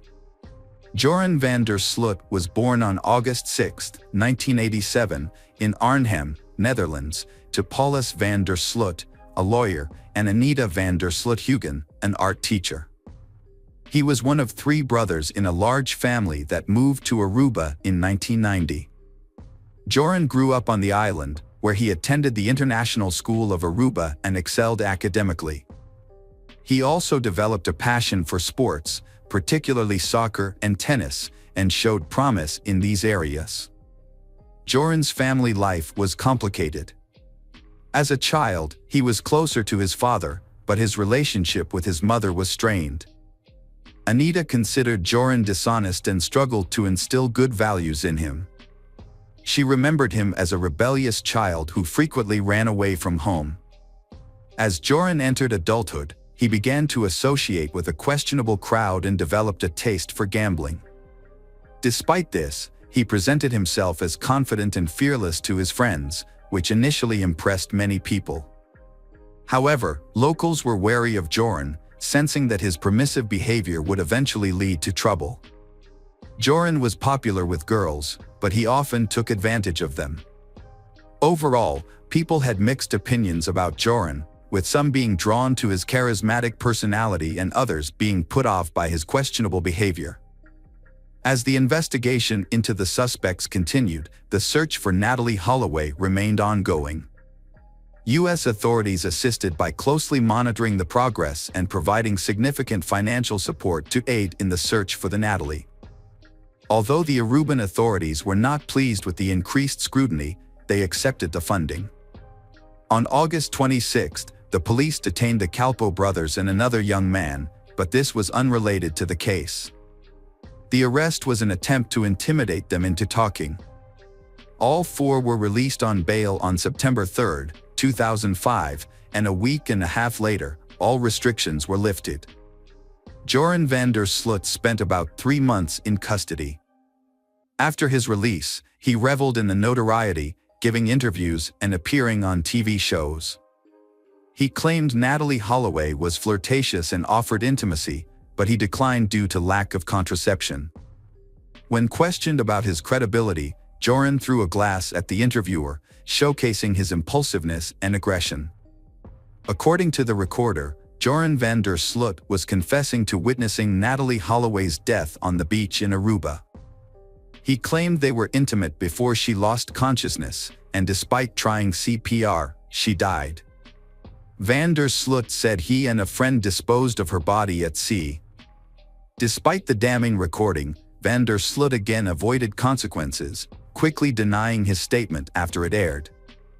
In his 2007 book, The Case of Natalie Holloway, My Own Account, Van der Sloot maintained his innocence, apologizing to Natalie's family and providing his account of events, despite ceasing search efforts by authorities. In 2008, 2 new witnesses came forward in the case. One reported seeing Joran and his father on the beach near the Holiday Inn on May 30, 2005, around 4 a.m. Joran appeared disheveled and shirtless. The witness saw them arguing in a car before driving away. However, Paulus had an alibi for the night of Natalie's disappearance. Joran's former girlfriend also came forward, recalling a comment he made about easily disposing of a body. However, Joran was known for lying and exaggerating.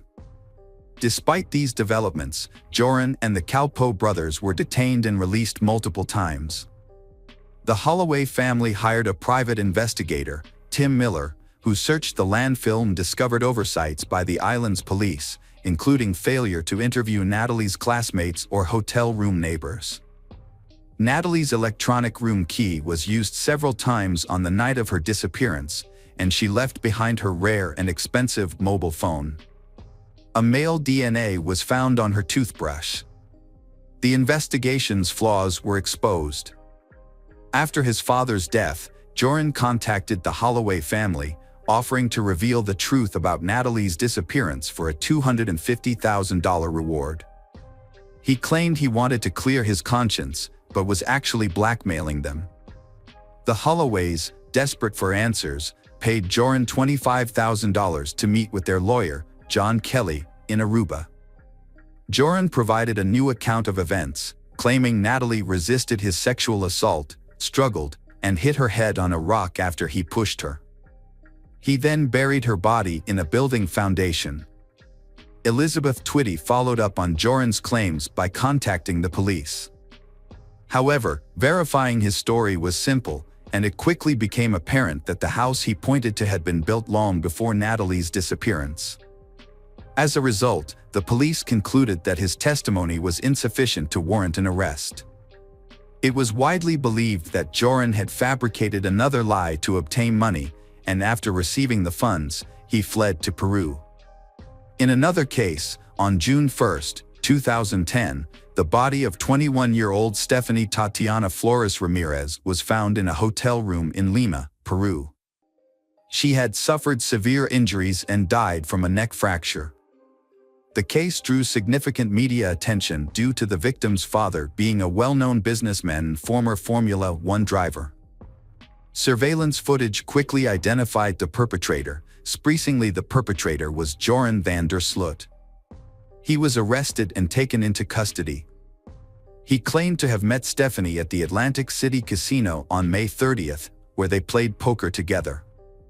They then decided to continue their time in his hotel room, where they gambled at an online casino. Stephanie discovered disturbing information on Joran's laptop while he was in the bathroom. She learned that he was a suspect in the disappearance of Natalie Holloway, which frightened her and made her want to leave. However, Joran caught her and became enraged when he realized what she had found. He physically attacked her until he was certain she was dead.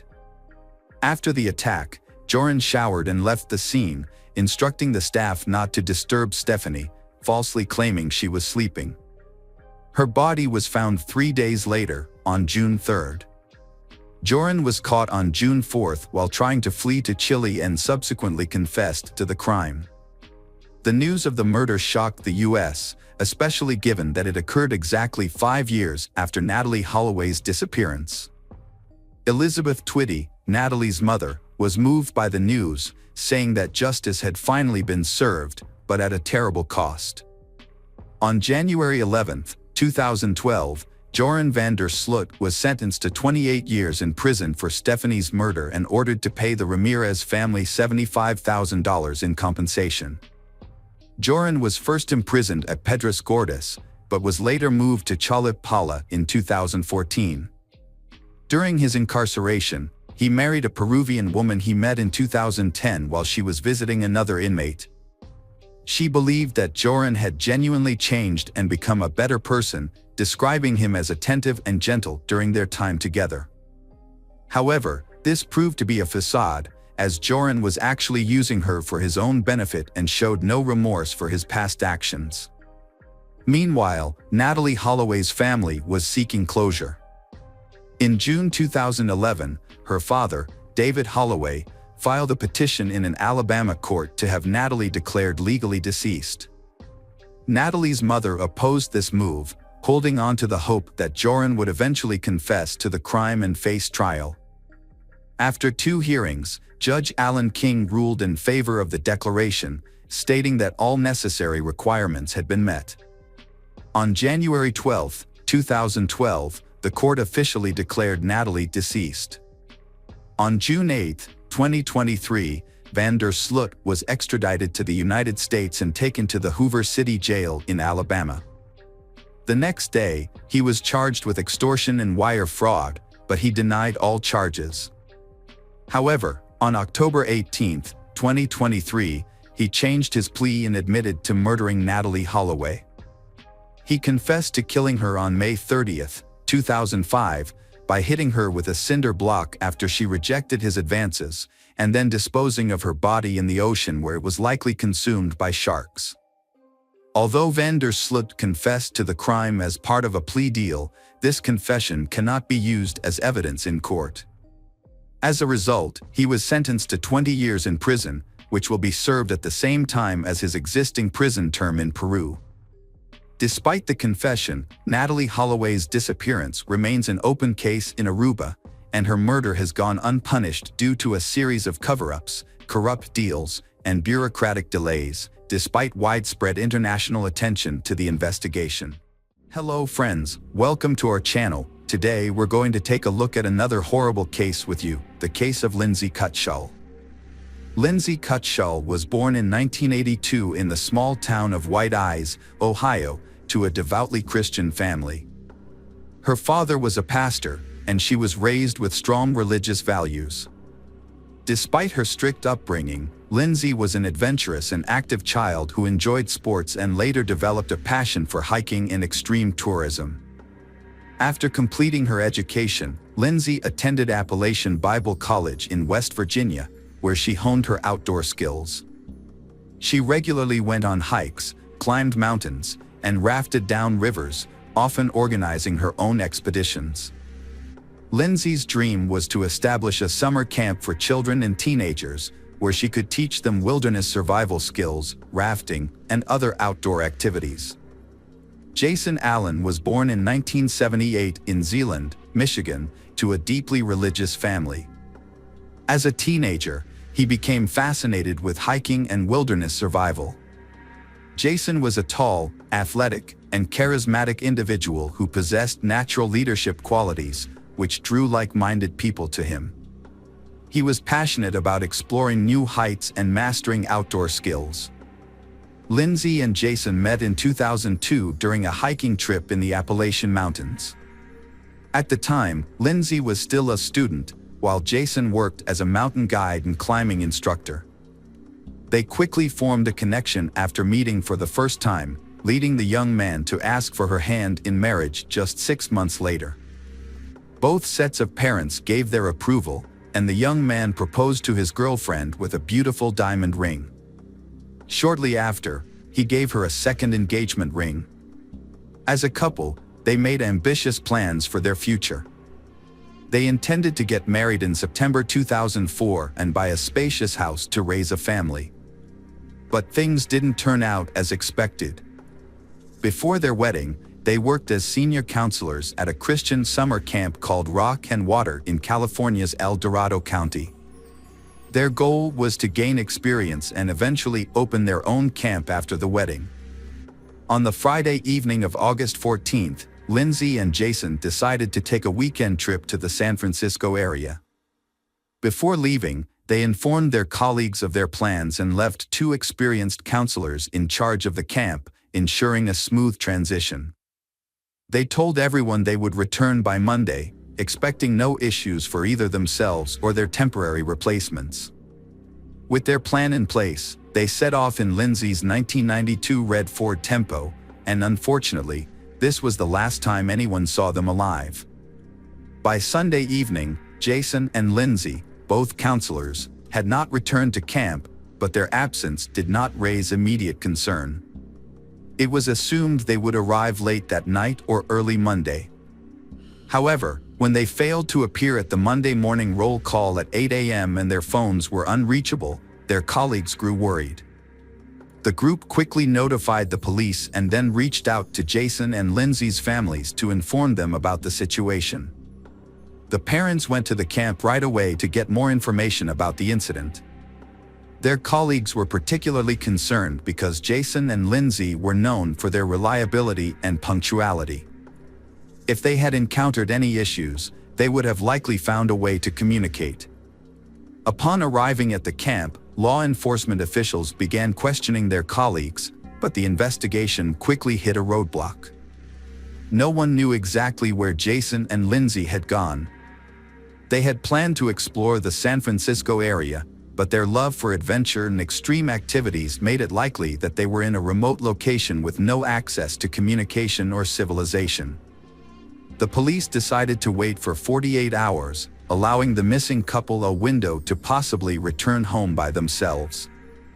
In the meantime, concerned relatives and friends didn't want to delay any longer, and therefore decided to start searching. They reached out to everyone in their network, trying to gather information about the last time someone had contact with they. A missing person flyer featuring a photo of they was circulated, asking witnesses to report any potential sightings right away. By Tuesday, law enforcement had joined the search. The main focus was on the San Francisco area, its surrounding suburbs, and nearby localities. However, the large terrain made it challenging to thoroughly search every inch. A friend's insight that they frequently visited the secluded and picturesque rocky beaches led the police to concentrate on these locations. As the search effort dragged on for days, with several bodies found in sleeping bags in the targeted areas, the likelihood of finding they alive decreased significantly. On Wednesday, August 19th, a helicopter patrol spotted 2 bodies in sleeping bags on a remote rocky beach, indicating that the individuals were likely deceased rather than just resting. Upon arriving at the scene, police found a red Ford Tempo parked near a tourist shelter and a steep trail leading to a scenic beach. The car was identified as belonging to missing student Lindsay Cutshall after a database check. As officers descended the trail, they discovered 2 people in sleeping bags, who initially appeared to be sleeping. However, they did not respond to calls or noise. Closer inspection revealed that the individuals, a young man and woman, were deceased, with no signs of life. Preliminary examination suggested that they had been killed by gunshot wounds to the head, and the smell of decomposition indicated they had been there for over a day. All of their belongings, including phones, wallets, bank cards, and cash, were found next to them, ruling out robbery as a motive. The car keys were also visible, eliminating car theft as a motive. Investigators initially believed the deceased were the young couple who had gone missing near San Francisco the previous week. Documents found at the scene confirmed the identities of the victims as Lindsay Cutshall and Jason Allen. However, formal identification by their relatives was still necessary. When the parents arrived, they were overcome with grief upon recognizing the bodies of their children. The investigation led police to rule out initial theories of robbery or carjacking due to the presence of untouched valuables, money, and keys at the scene. Forensic analysis also showed no signs of physical or intimate assault on the bodies, except for the fatal gunshot wounds to the head. It appeared that Lindsay and Jason were peacefully sleeping and did not have time to react to the attack. They showed no signs of trying to defend themselves, escape, or even get out of their sleeping bags, indicating a sudden and deliberate act that was similar to an execution or a revenge killing. The brutal murder of two individuals on a secluded beach left investigators with many questions but no clear answers. The beach was difficult to access, and there were no signs of anyone else being in the area. Despite a thorough search, no shell casings were found, leading investigators to believe that the shooter may have taken them or thrown them into the ocean. The fact that the shots were fired at close range into the victim's head suggested that the casings should have been nearby if they hadn't been deliberately moved. A search of the area revealed an empty beer bottle a few meters from the crime scene. This was notable because Lindsay and Jason did not drink alcohol and led a healthy lifestyle, suggesting that the bottle may have belonged to the shooter. The brand of beer was unusual for the area and was more commonly found in a neighboring state. Although it was unclear whether the bottle was connected to the crime, it was considered a significant lead in the investigation. A theory emerged that Lindsay and Jason may have had a confrontation with someone the day before their deaths, and this person may have returned at night with a gun to settle the dispute. Although Jason and Lindsay were known for being friendly, it was possible they may have unknowingly offended someone. Additionally, the shooter may have been intoxicated or mentally unstable. Examination of the bullets found in the victim's skulls showed they came from a rare Marlin rifle, specifically a .45 caliber Model 18, produced in 1994 by Marlin Firearms Company. This type of rifle was typically used for hunting and was often part of a collector's arsenal. This discovery was a significant lead in the investigation, but it remained the only concrete clue at the time. Investigation suggested that the shooter was likely a lone male. He may have been a hunter, collector, or gun enthusiast. To further the investigation, authorities aimed to reconstruct their final route, identify who they may have contacted, and determine when they were last seen alive. Fortunately, they had taken many photos, and their camera was found intact among their belongings, which provided a useful starting point for tracking their movements. A guest book at a tourist cabin near the lookout point, where they had parked their car, contained entries expressing their delight with the weekend getaway. They had also visited a fishing pier about 20 miles away on Saturday, as evidenced by the photographs they took. Police officers returned to the pier and interviewed locals to find people who may have seen something significant. Several people remembered a young couple in a red car who inquired about overnight accommodations but found all three nearby hotels fully booked due to peak tourist season. They had dinner at a local restaurant, walked around the area, and took photos before leaving in the evening. According to those who saw and interacted with them, they was friendly, did not engage in any conflicts, and seemed carefree and happy. However, none of the witnesses could recall anything unusual or suspicious. The location where the bodies were found was a protected area, closed to camping. However, the young couple had nowhere else to stay overnight, so they decided to camp on the beach, using sleeping bags instead of a tent. They felt safe on the secluded beach on a warm August night and planned to return to the rock and water camp on Sunday. This information helped investigators narrow down the time frame of their deaths. Since they went to sleep but didn't survive until morning, it's likely they were killed between 11 p.m. on Saturday and dawn on Sunday. Despite the ongoing investigation and public appeals for information, police withheld certain details, including the results of the ballistics analysis. This action was taken to prevent the suspect from being tipped off and getting rid of the murder weapon before the investigation could start. The investigation first focused on a local homeless man who was known to sleep on the beach where the crime occurred. He was found and questioned by police, but despite not having an alibi for the night of the crime, he was not confirmed to be involved. The main reasons for this were that the murder weapon was never found and his DNA did not match the DNA found on a beer bottle discovered at the crime scene. The case went cold for nearly 2 years, but in the spring of 2006, police decided to release more information about the crime, including details about the weapon used.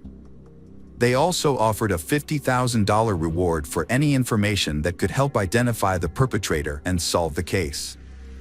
Following the public appeal, authorities received over 1,000 calls, but only a few were useful for the investigation.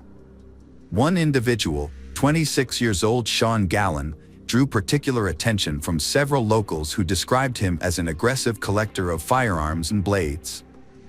He was reportedly prone to conflicts, had a history of property damage, and frequently threatened violent behavior. The police investigated Sean Gallen and questioned him because they already knew him from previous incidents involving fights and drunk driving. Upon inspecting his possessions, Sean did possess numerous weapons but did not own the rifle in question. Authorities were unable to verify his whereabouts around the time of the crime due to the year gap, and his DNA did not match the sample found on the beer bottle at the crime scene, forcing his release.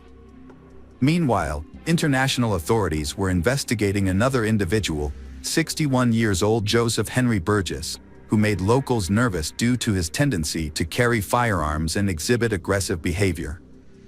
Burgess was described as erratic, often claiming he received orders from God, sparking suspicion that he could be the perpetrator. Joseph Burgess was living in Canada in the late 1970s, feeling lost and without a clear sense of purpose or direction in his life. In 1978, he joined the Children of God commune, presenting himself as a deeply devoted individual. Those around him considered him excessively zealous. A rivalry with two young members escalated into hostility, and shortly after, both individuals were found dead with multiple close-range gunshot wounds to the head. The circumstances of their deaths were particularly notable.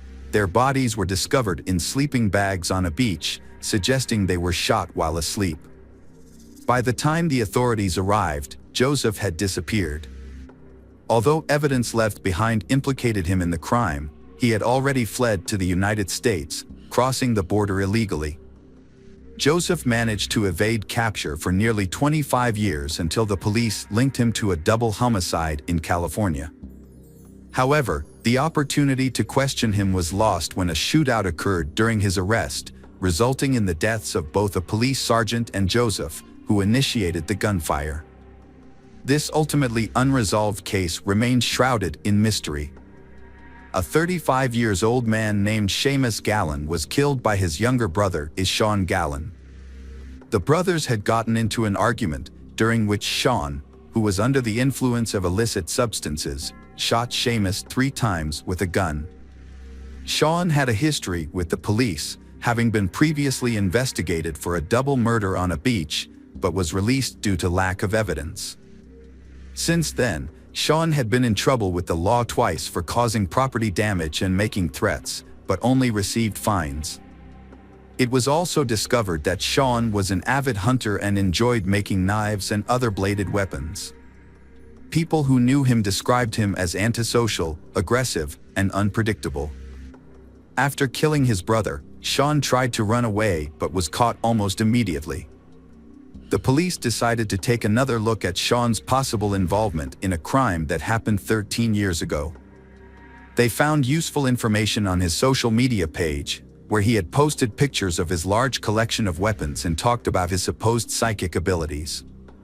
According to his posts, Sean believed he was on a special mission and was receiving instructions from outer space.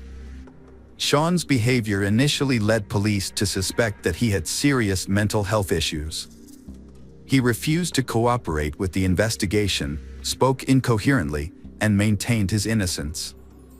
A new lead was found by investigators who examined private messages on the deceased brother's social media page, something no one anticipated. In 2006, a $50,000 reward had been offered for information about a double homicide case. Sean's former girlfriend had messaged his brother, suggesting that she could claim the reward by turning Sean in. It appeared that both the girlfriend and the brother had knowledge about the case, but they had chosen to remain silent. Unfortunately, it was no longer possible to question either of them, as the brother had been shot and the girlfriend had died in a car accident 2 years earlier. However, when Sean was shown the printouts of the messages between his former girlfriend and his brother, he made a shocking confession. Despite his initial denials, Sean began to provide a detailed account of the events surrounding the double homicide. His recollection of the details was vivid, even though more than 13 years had passed since the crime occurred. One evening, a man left his house with a Marlin rifle, planning to hunt in a nearby wooded area. However, after wandering aimlessly for a couple of hours, he decided to head down to a nearby beach, which he believed was a good spot to find wild boars. As he walked along the shore, he came across 2 sleeping bags with a young man and woman asleep inside.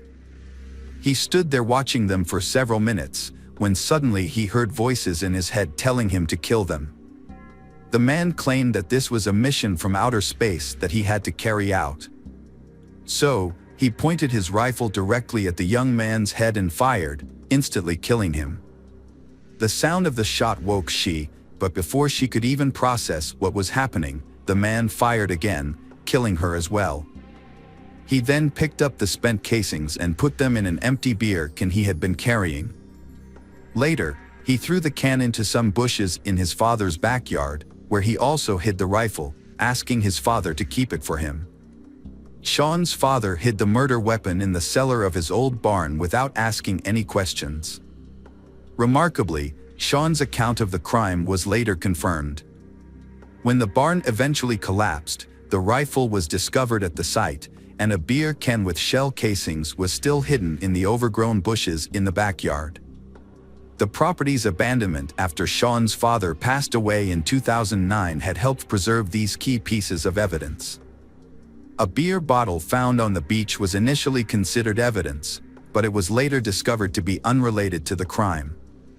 Sean claimed that voices in his head ordered him to commit violent acts and that he was not aware of his actions when he committed the crime. His defense argued that Sean was mentally ill and unfit to stand trial. The court relied on expert psychiatrists to assess the validity of these claims. The psychiatric evaluation found that Sean did indeed suffer from multiple mental health disorders, which were exacerbated by his use of alcohol and prohibited substances. However, the evaluation also showed that at the time of the crime, Sean acted with deliberation and careful planning, fully aware of his actions and the need to cover his tracks to avoid detection. Specifically, Sean deliberately killed the young man first, knowing that she would be less able to resist or defend herself if anything went wrong. Sean carefully removed the casings and handed the rifle to his father, instructing him to conceal it. Although psychiatrists diagnosed Sean with mental issues, they concluded he was mentally fit to stand trial and be held accountable for his actions. Notably, his family and former girlfriend were aware of or suspected his involvement in the double homicide, yet none of them reported him to the police. Sean's trial took place in the spring of 2019, nearly 15 years after the double homicide. On June 17, 2019, he was sentenced to 2 consecutive life terms without parole, plus an additional 94 years for killing his brother in 2017. He is currently serving his sentence in a special prison unit for inmates with mental disorders. Due to his continued claims of hearing voices and aggressive behavior, he is closely monitored to prevent harm to himself or others. The motive behind the double homicide was never established. According to reports, Sean randomly encountered they sleeping on the beach and decided to end their lives without apparent reason. Hello friends, welcome to our channel. Today we're going to take a look at another horrible case with you. The case of Rachel O'Reilly. Rachel O'Reilly was born in 1974 in County Dublin, Ireland. Her biological parents are unknown, but she was adopted at a young age by Rose and Jim Calley, who raised her along with their 4 other adopted children. Rachel was a responsible and driven child. She excelled in school, played sports, helped with household chores, and never caused any trouble. As she grew up, she became a sociable, open, and exceptionally kind person. She got along with everyone and avoided conflict whenever possible. As a teenager, Rachel was a skilled softball player, participating in numerous competitions and setting local records. Her closest relationship was with her adoptive mother, Rose, with whom she shared all her secrets and stayed in close touch even after she got married and had children of her own. Rachel decided to pursue a degree in marketing from a local university after completing high school. She also landed a job as a salesperson at a city department store and continued to play sports for a local team in her free time. Joe O'Reilly, born in 1972 in County Dublin, Joe grew up in a simple family as the second child of his parents, with an older sister. His parents instilled in him the value of hard work and self-reliance, not spoiling him or his sister. Joe was a tall and athletic boy who enjoyed playing softball. After high school, he chose to study advertising through correspondence and took a job as a manager at a department store. A few months later, Rachel would start working at the same store. Joe was 19 years old when he first met Rachel, who was just 17. He was immediately drawn to her and introduced himself, but despite being charmed by her bright smile and blonde hair, she refused to go on a date with him. Undeterred, Joe began to try to win her over, showering her with compliments and small gifts, such as flowers and chocolates, which he would leave at her workstation in the morning. However, no matter how hard he tried, Rachel remained unimpressed. The entire department store staff was entertained by Joe's attempts to get Rachel's attention, and it even became a running joke. Despite initial challenges, Joe persevered. He made an effort to read Rachel's favorite book, hoping to find common ground for conversation. However, it wasn't until he discovered her passion for softball that he made significant progress. Joe attended one of her games, joined in during practice, and showcased his skills on the field. As a result, the team won, and Rachel was finally impressed by his determination and athletic abilities. She agreed to go on a date with him, and their relationship began to blossom. As they spent more time together, Joe went to great lengths to prove his commitment and affection. He planned a surprise trip to Paris, a city he knew Rachel would love. In a romantic gesture, he proposed to her at the top of the Eiffel Tower. Rachel was overwhelmed by the surprise and happily accepted his proposal. She thought she had found her perfect match, a true prince who would make her happy for the rest of her life. A few years after their wedding, they had 2 sons. They moved to a peaceful and scenic area in Scotland, where they bought a spacious and cozy home, ideal for raising their children. After the birth of their first son, Rachel left her job to focus on taking care of her family. 2 years later, their second son was born, and Rachel dedicated herself to raising their children. Meanwhile, Joe secured a job at an advertising agency, specializing in outdoor advertising, which proved to be a successful career move for him. Those who knew Joe personally described him as a confident, driven, and charming individual. At work, he demonstrated his responsibility, expertise, and attention to detail. As they grew older and started attending kindergarten, Rachel began working as a distributor for a popular cosmetics company and selling household goods to earn extra income. This job allowed her to interact more with her neighbors, who praised her as a wonderful mother and a kind, open person. Meanwhile, Joe became increasingly absent from home, only returning to sleep, shower, and change clothes. He attributed his absence to his demanding work schedule and an upcoming promotion he was eagerly anticipating. Rachel supported Joe as best she could, but as time passed, they started to drift apart, and their family relationships began to deteriorate significantly.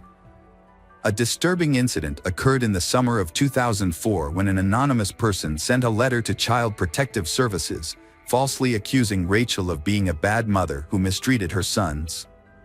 In response, a special commission visited their home to investigate the allegations. Although the investigation found no evidence of wrongdoing, and relatives and neighbors described Rachel as a loving and caring mother, the malicious letter damaged her reputation.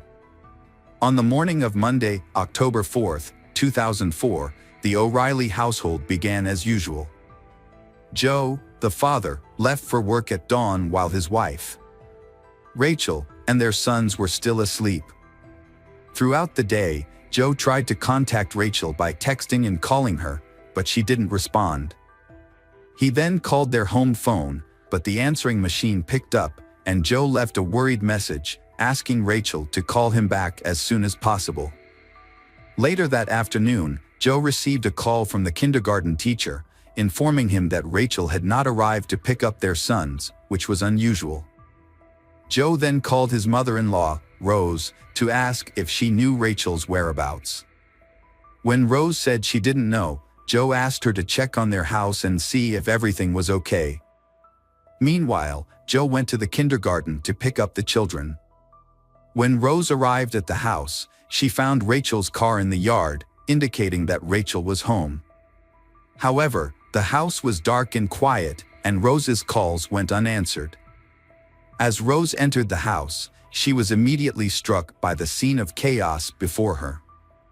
Cabinets and drawers were open, with their contents scattered all over the floor, giving the appearance of a robbery. Upon entering the bedroom, Rose's was met with a horrific sight. Rachel lay lifeless on the floor, surrounded by a massive pool of her own blood. The walls, furniture, and even the ceiling were splattered with blood, and Rachel's tangled, bloody hair partially concealed her skull. In some places, the bare bones of her skull were visible. Rose rushed to her daughter, hoping against hope that she was still alive and could be saved. But when she touched Rachel's arm, she felt it was cold and stiff. It was clear that Rachel had been dead for hours, and there was nothing that could be done to help her. Overcome with grief and unable to collect her thoughts, Rose began screaming and calling for help. She then rushed to the phone to dial the police. Her screams alerted the neighbors, one of whom was a doctor. The doctor was the first to examine the body and confirm that Rachel was beyond help. When Joe arrived at the house, he was met with a crowd of people who had already gathered there. Upon learning of his wife's death, he was overcome with grief, screaming and running inside the house, exclaiming that he didn't believe the news. In the bedroom, he became hysterical beside his wife's body, crying and vowing to kill the person responsible for her murder. According to the police officers who responded to the scene, the crime was one of the most brutal they had ever encountered. The victim, Rachel, had been beaten to death with a heavy blunt object with incredible force. It appeared that she had been attacked from behind, as she showed no signs of having tried to resist or fight back. At first, the scene resembled a robbery, but the investigators' instincts suggested that the brutality of the attack indicated a personal motive or intense dislike. However, it was unclear who would have wanted to harm the Rachel, who was a mother of two. The detectives began by interviewing Rachel's family members and neighbors, who all confirmed that she was a friendly person with no known enemies or conflicts. None of the neighbors reported seeing or hearing anything suspicious on the day of the murder. Joe provided an alibi, stating that he was at the bus depot on the other side of town for work, which could be corroborated by a coworker. The scene looked like a robbery, but nothing valuable was taken. A 1,000 euro note was left untouched on the bedside table, and another stash of money was found in a kitchen cupboard, also untouched. A jewelry box on the dressing table was disturbed, but only a pair of chains and earrings were missing, found separately in a drawer. The homeowner reported that a digital camera, silverware, and one of his dumbbells, likely the murder weapon, were missing. The investigation found the situation suspicious. The house was in disarray, and Rachel was brutally murdered, yet only a few items were taken. Joe, answering police questions, was visibly shaken, crying, and feverish. However, one investigator believed that Joe's behavior seemed more like nervous excitement than grief or shock. When asked if his wife might have had an affair, Joe's demeanor changed, and he confidently denied it. He then added that he had not cheated on his wife, but this statement seemed unconvincing. A bag containing stolen items from the house was discovered in the bushes, 2 miles from the crime scene. The bag held a camera, silverware, and a few pieces of jewelry, all of which were on the list of stolen items compiled by Joe. This new evidence led investigators to rule out the possibility of a robbery and reclassify the case as a premeditated murder. As a result, Joe, who had been trying to appear grief-stricken, became the prime suspect. His attempts to convey pain and sorrow seemed insincere, raising suspicions about his involvement in the crime. Joe didn't have an alibi to present, so the detectives had to investigate the details of his day to piece together what happened. According to Joe, he started the morning by stopping at the gym, a routine he followed regularly. The surveillance cameras in the gym's parking lot and inside the gym confirmed his presence. After his gym visit, Joe drove to the office and then headed to a remote bus station in the city to check on the placement of advertisements on buses. A colleague corroborated Joe's account, recalling a phone conversation they had around that time. The investigators then visited Joe's workplace to inspect his computer. This led to a significant discovery. Joe's email contained some suspicious messages that he had partially deleted. Specialists were able to recover the deleted emails, and the police became convinced they were on the right track.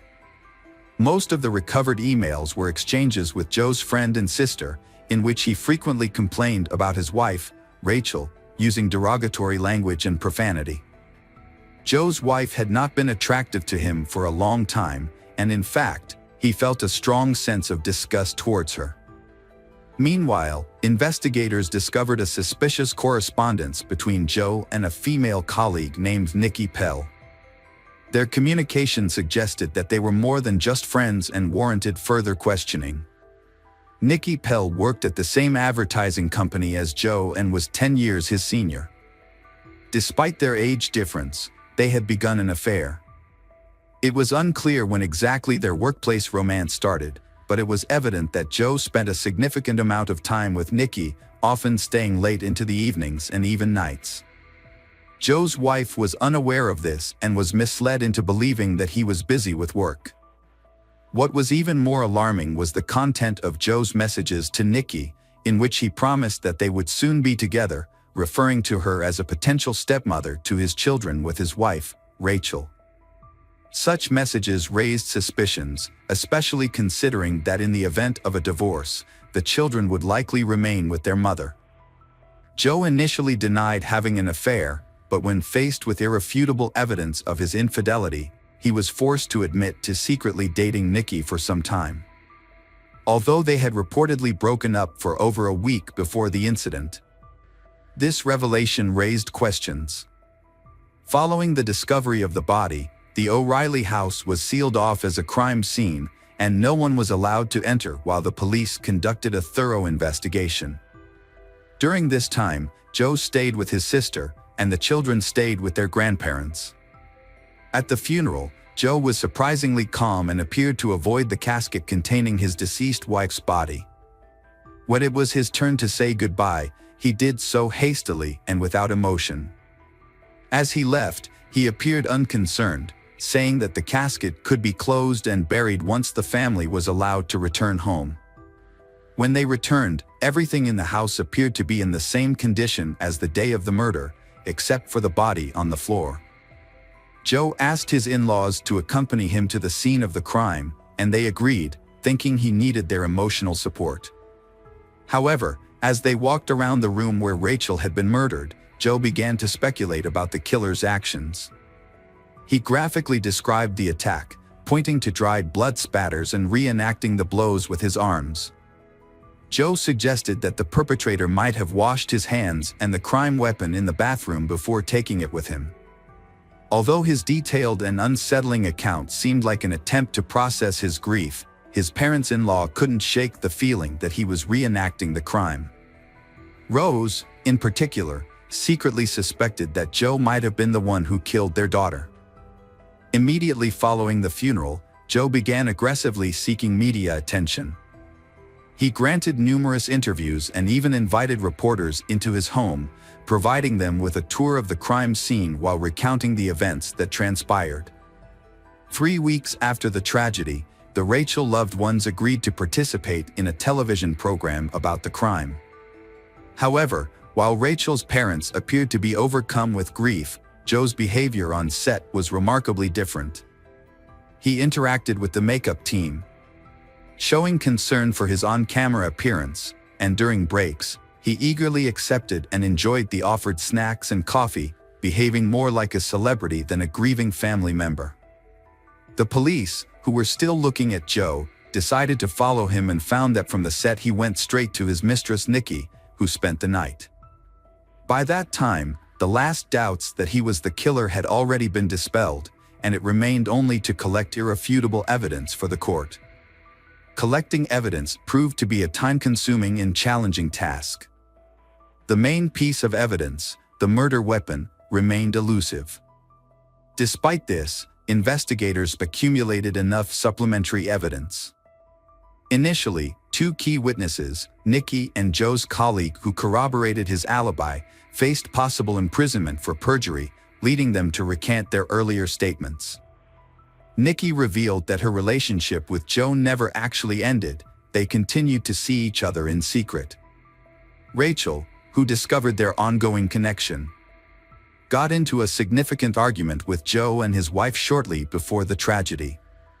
In contrast, Joe's colleague, although previously vouching for his whereabouts, could not confidently attest that Joe was at the bus station across town at the time of his wife's murder. He unknowingly corroborated his friend's story at his request, unaware that Joe was a suspect in the crime at the time. Emails retrieved from Joe's computer, in which he made disparaging comments about his wife and planned a future with his mistress and children, were also submitted as evidence in the case. Joe made a deliberate attempt to create an alibi by going to the gym and ensuring he was caught on camera. He then informed his colleagues that he would be unavailable due to a work commitment in another part of the city. However, instead of going to the bus station as claimed, Joe went home, armed himself with a dumbbell, and hid in the bedroom, waiting for his wife to return from taking the children to kindergarten. He launched a surprise attack on her from behind, leaving her no opportunity to defend herself. After committing the crime, Joe, who later admitted his actions, cleaned the blood from himself and the murder weapon in the bathroom next to the bedroom. He then changed his clothes, scattered his belongings around the house to make it appear like a robbery had occurred, and headed to work. While on his way to the office, Joe got rid of the items he had taken, disposed of the bloody clothes and dumbbells, and made several attempts to cover his tracks by calling his wife's phone, sending her messages, and leaving voicemails asking her to call him back. At the office, Joe exhibited unusual behavior, appearing overly excited and showing signs of nervousness, as evident from his slightly shaking hands. Some of his colleagues noticed his unusual behavior and asked if he was okay, but Joe seemed flustered and, instead of responding, quickly retreated to his office. Shortly after, he received a call from the daycare center informing him that no one had picked up their boys. Instead of rushing home, Joe sent his mother-in-law to discover his daughter's disfigured body first. He believed he had covered his tracks and that his guilt would be impossible to prove. However, his desire for fame and public attention ultimately worked against him. Although most of the evidence against Joe was circumstantial, he was not arrested until 2 years after the crime. His guilt was ultimately proven by tracing his movements on the day of the murder, using data from a cell phone he had kept with him. Notably, at the time of the murder, Joe's cell phone signal was tracked to the home, a fact later confirmed by phone records.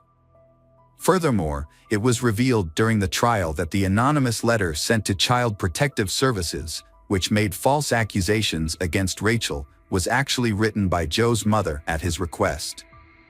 Joe's motive for the murder was to gain sole custody of the children in the event of a divorce. To achieve this, he attempted to discredit Rachel by portraying her as an abusive mother. However, social services found no evidence to support these claims, and Joe decided to take more drastic action. Joe showed no remorse in the courtroom, smiling and chatting with his lawyers as if he was confident he would be acquitted. However, in the summer of 2007, the court delivered a guilty verdict and sentenced him to life in prison.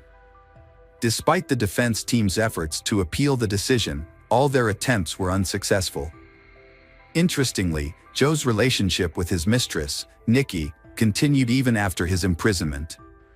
She visited him regularly for many years, but they suddenly lost contact in 2022. Throughout his imprisonment, Joe has maintained his innocence and has been a model inmate, never causing any trouble. He hopes that this good behavior will eventually make him eligible for parole. Welcome back, detectives. Let's dive into another horrible case, the case of Patrick de la Cerda. Patrick de la Cerda was born in June 1992 in Miami, Florida, a city known for its picturesque metropolitan area. His father, Max Dira, was a native of Spain, while his mother, Patricia Ranza, was born and raised in France before moving to the United States in the 1980s, where she met and married Max. Patrick grew up in a warm family environment where he was surrounded by love, care, and mutual respect. He was a kind, intelligent, and sociable person who excelled in school and had a large circle of friends. From a young age, Patrick was very close to his parents, who prioritized his education and well-being, providing him with every opportunity to grow into a capable and responsible individual. Patrick's father was a dedicated and skilled professional in the construction industry. Although the family was not wealthy, they were considered well-off by the standards of the big city. After completing high school, Patrick decided to follow in his father's footsteps and pursue a degree in construction. However, during his time at university, his parents made the difficult decision to divorce after nearly 25 years of marriage. The divorce of Patrick's parents was a quiet and peaceful one, with no scandals or disputes over property. After the separation, his mother moved to Deltona, a small town on the east coast of the state, where she eventually remarried. Patrick, on the other hand, chose to stay with his father in Miami, where they worked together in the construction industry and were highly respected. Despite the divorce, the family remained very close, and all members maintained a friendly relationship with one another. The family continued to stay in touch, regularly calling and communicating with each other. They were always willing to lend a helping hand when needed. Patrick often visited his mother in Deltona and shared with her details of his life, including his relationships and romantic interests. With his French and Spanish heritage, Patrick had grown up to be a charming and attractive young man, which helped him win over women at a relatively young age. Patrick grew up in a family that valued strong relationships, so he never sought casual flings. Instead, he dreams of finding lasting love, living peacefully, and building a lifelong family with someone special. He created a profile on a popular dating website at the suggestion of a friend, but he didn't have high hopes of actually meeting his soul mate on the dating website. One June evening in 2017, Patrick half-heartedly scrolled through profiles of women on the site. Then, he came across a photo that caught his attention, a stunning brunette with an unforgettable appearance, big, expressive eyes, and a charming smile. Patrick was immediately smitten and decided to send her a message. She replied, much to his delight, and they easily fell into a comfortable conversation. Jessica Devnani was born in 1988 in Orlando, Florida. After high school, she attended a local university where she studied banking. Following graduation, she landed a job at a bank branch in her hometown. Around that time, she met a handsome young man online. They quickly hit it off, exchanging messages and eventually phone numbers. They had long conversations every day, creating a deep emotional bond and strong trust. As their online friendship grew, they decided to meet in person. Since they lived in different parts of the state, they chose a meet-up spot roughly equidistant from each other. On their first date, Patrick knew he had found the person he had been searching for, and he didn't want to let her go. Jessica felt the same way about him. However, Jessica was slightly taken aback by their age difference. She was 4 years older than Patrick. After their date, on his way home, Patrick called his mother to tell her what happened. They had been in a long-distance relationship for months, which was becoming increasingly difficult. Due to the distance between them, they could only see each other on weekends, and even then, they had to meet at a location convenient for both of them. Usually, they will rent a cozy hotel room in a secluded spot and use the time to enjoy quality time together. However, by Sunday night, they would have to return to their respective homes, as they had work commitments on Monday mornings. In December 2017, Patrick made a significant decision. He relocated to Delton, where his mother lived, in order to be nearer to his girlfriend. He purchased a house in a quiet neighborhood and began making repairs to create a welcoming home for Jessica. Although she couldn't move right away because of work, but they made plans to get together again and have a housewarming party in early spring. They had a special celebration planned on New Year's Eve. To surprise Jessica, Patrick set up a fireworks display in the backyard, getting down on one knee to make his romantic proposal as they gazed up at the festive lights. Patrick got down on one knee, held out a box with a ring, and asked Jessica the most important question of all: would she become his wife? Overjoyed, Jessica happily agreed. Patrick had been looking for an engagement ring for a long time, but in jewelry stores there was no ring beautiful and delicate enough for the occasion. He chose the best option possible to propose before the new year, but he also had a custom ring made from a jewelry shop, designed by himself. Patrick's engagement was just 2 months old, and the wedding preparations were well underway. His choice of partner had been approved by their parents, and they was overjoyed as they prepared to start a new life together. They had plans for a grand celebration, either in Miami on the shores of the Atlantic Ocean or in France, where the groom's mother was from, on February 27, 2018. On that day, Patrick's father, Max, received a call from a courier while he was at work. The delivery man explained that Patrick's order has been delivered, but Patrick did not answer the door or answer the phone. Max was taken aback by Patrick's unexpected actions, which immediately raised his level of concern. Since Max was tied up at work and couldn't go check on Patrick, Max asked his future daughter-in-law to go instead. Patrick's father called Jessica in a panicked tone, saying he couldn't reach his son. Jessica had been trying to contact Patrick all morning, but he wasn't responding to her calls or messages. When she shared this with Patrick's father, Max, he feared the worst. Jessica immediately dropped everything and rushed to Patrick's house. When she arrived, she saw his car in the driveway, indicating he was still at home. Using her own key, she entered the yard and called out to Patrick, but there was no response. Jessica carefully opened the front door and was met with a horrific sight. Patrick was lying in a pool of blood, showing no signs of life. She quickly called emergency services, but the paramedics were unable to save Patrick and declared him dead at the scene. When the police arrived, Jessica was overcome with grief, sobbing in the backyard where Patrick had proposed to her just 2 months earlier. An officer spoke to her, and she raised her tear-filled eyes to meet his. She claimed to know who was accountable for Patrick's murder, naming her wealthy ex-boyfriend as the culprit. To comprehend this complex case and identify potential suspects, it's essential to revisit the past when Patrick first met Jessica. At that time, Jessica was in a relationship with Gregory Bender, a wealthy businessman who owned an investment fund. She met Gregory during her student years, and he was 20 years her senior. Gregory showered Jessica with expensive gifts and took her on lavish vacations, eventually winning her affection. Jessica thought she had found her soulmate, but soon she began to notice some disturbing patterns in her ex-boyfriend Gregory's behavior.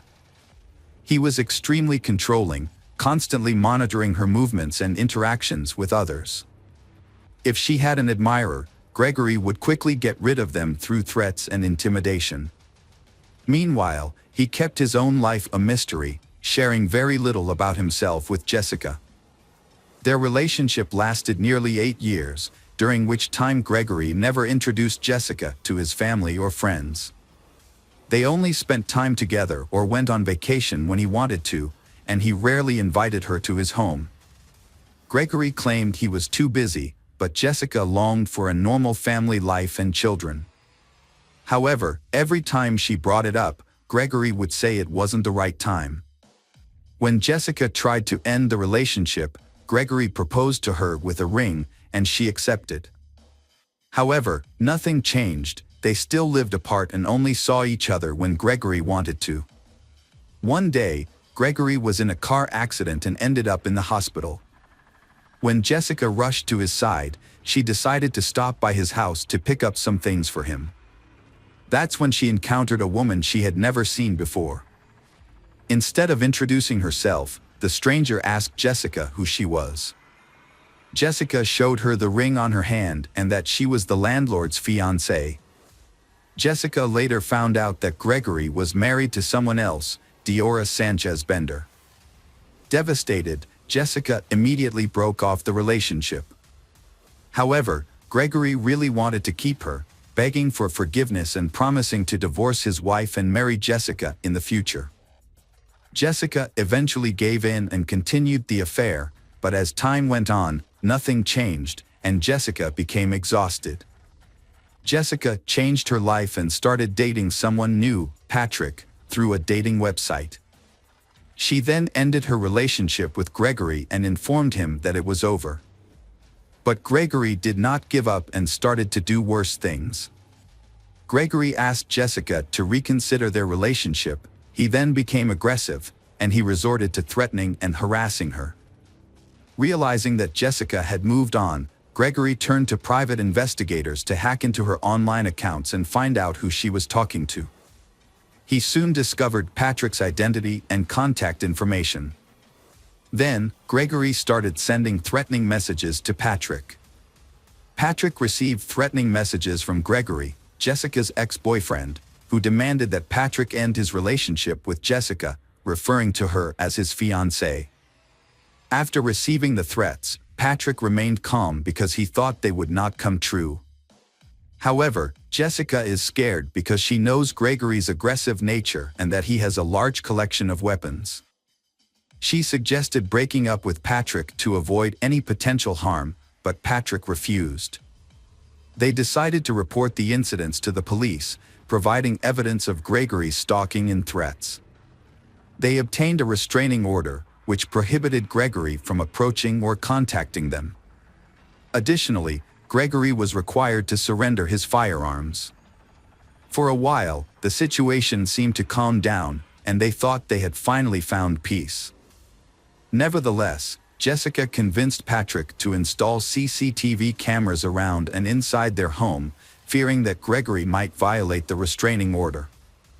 Let's go back to the events of February 27, 2018. During the initial crime scene inspection, investigators quickly ruled out robbery as a motive. Instead, they believed the murder was personally motivated, given the nature of Patrick's injuries, which suggested a deep-seated hatred. Patrick, 25 years old, had 4 gunshot wounds, 1 in the thigh, 1 in the chest, and 2 in the head. The body also showed signs of a fall from a ladder. The body was found on the floor between the front door and the stairs leading to the second floor. Investigators theorized that the killer likely snuck into the house and waited for the owner, Patrick, on the second floor. When Patrick entered the house and began to climb the stairs, the killer ambushed him, shooting him in the thigh. As Patrick rolled down the stairs, the killer followed, shooting him in the chest and then twice in the head. The murder weapon, a rare pistol, was not recovered, but several shell casings were found at the crime scene. The police found 3 casings at the scene, but a 4th one was missing. This led investigators to suspect that the killer might have taken it as a souvenir. The initial suspect was Patrick's neighbor, a U.S. Army veteran who had a history of conflict with Patrick. The veteran had been involved in combat and had suffered a severe head injury, which led to the development of a mental disorder. The veteran was skilled with firearms and had access to rare guns. In a previous incident, the veteran had mistakenly shot at his neighbor, thinking he was a burglar. After his release, the veteran continued to harass the victim, accusing him of being a spy and threatening to expose him. The investigation initially centered around the veteran with a history of mental health issues, as his unusual behavior and mindset suggested a possible motive for the crime. Although he truly hated Patrick, he still had an alibi for the time of the murder, confirmed by many witnesses. As the police looked for evidence and attempted to provoke a response from the perpetrator, it became clear that the crime was not a robbery gone, as the house was undisturbed and valuables remained untouched. The only items missing were the hard drives containing video surveillance footage, making it impossible to identify who entered and left the house that day. Furthermore, no evidence was found at the crime scene. Forensic experts were unable to find a single fingerprint, shoe print, or DNA trace, suggesting that the murder was meticulously planned and executed. Although the investigation suspected Gregory's involvement, it seemed likely that he would escape justice due to the lack of concrete evidence. The police asked Jessica to help them with a secret plan to catch her ex-boyfriend, Gregory, off guard. She agreed to make the call, and as the police had hoped, Gregory answered. Jessica tried to lure him into a conversation, but it quickly became apparent that he had anticipated the trap and was not falling for it. Gregory seemed unflappable as Jessica confronted him about Patrick's death. When she accused him directly, he acted shocked and even offered her his condolences. Despite her best efforts to get him to lose his cool, he didn't give away any incriminating information. In the end, the police didn't have enough evidence to hold or question Gregory, so he remained at large, abiding by the terms of a restraining order. He appeared to have already distanced himself from Jessica, makes gathering evidence more difficult. As the police investigation stagnated due to lack of evidence, Diora Sanchez, Gregory's wife, called to reveal she had vital information about Patrick's death. Upon arrival at the police station, Diora told investigators about discovering a cryptic notebook in Gregory's office just days before the crime occurred. Upon flipping through the notebook's pages, Diora stumbled upon an entry containing an address she didn't recognize, accompanied by a series of cryptic digits that appeared to be a code. Diora had previously ignored some suspicious sketches made by Gregory, but when she saw a news report about a young man's murder, she realized the significance of those sketches. The crime scene's layout matched the drawings Gregory had made. Diora informed the investigators, who then obtained a search warrant for Gregory's house. Upon searching, the police found a mysterious notebook in Gregory's office, but several key pages were missing. They later discovered those pages in a trash can, carelessly discarded after being ripped out and crumpled.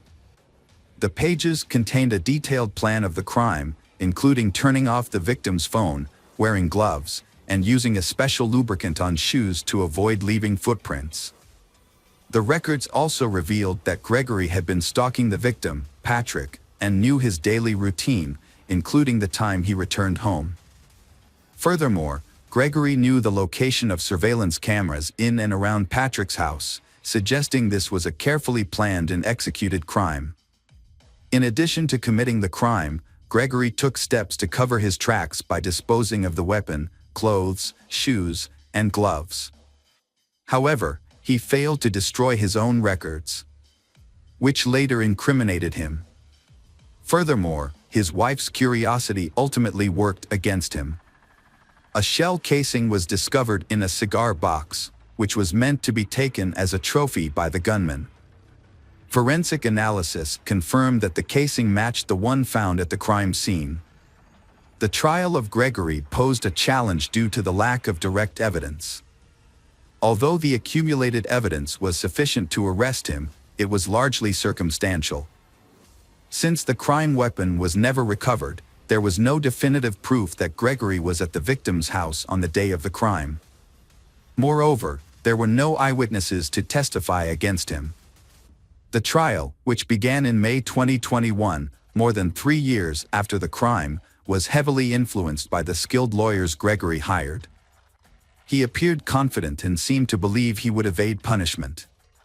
A crucial witness, Jessica, provided detailed testimony about her long-term relationship with Gregory, including his marital status, her attempts to break up with him, and the subsequent harassment and threats he made against her and Patrick.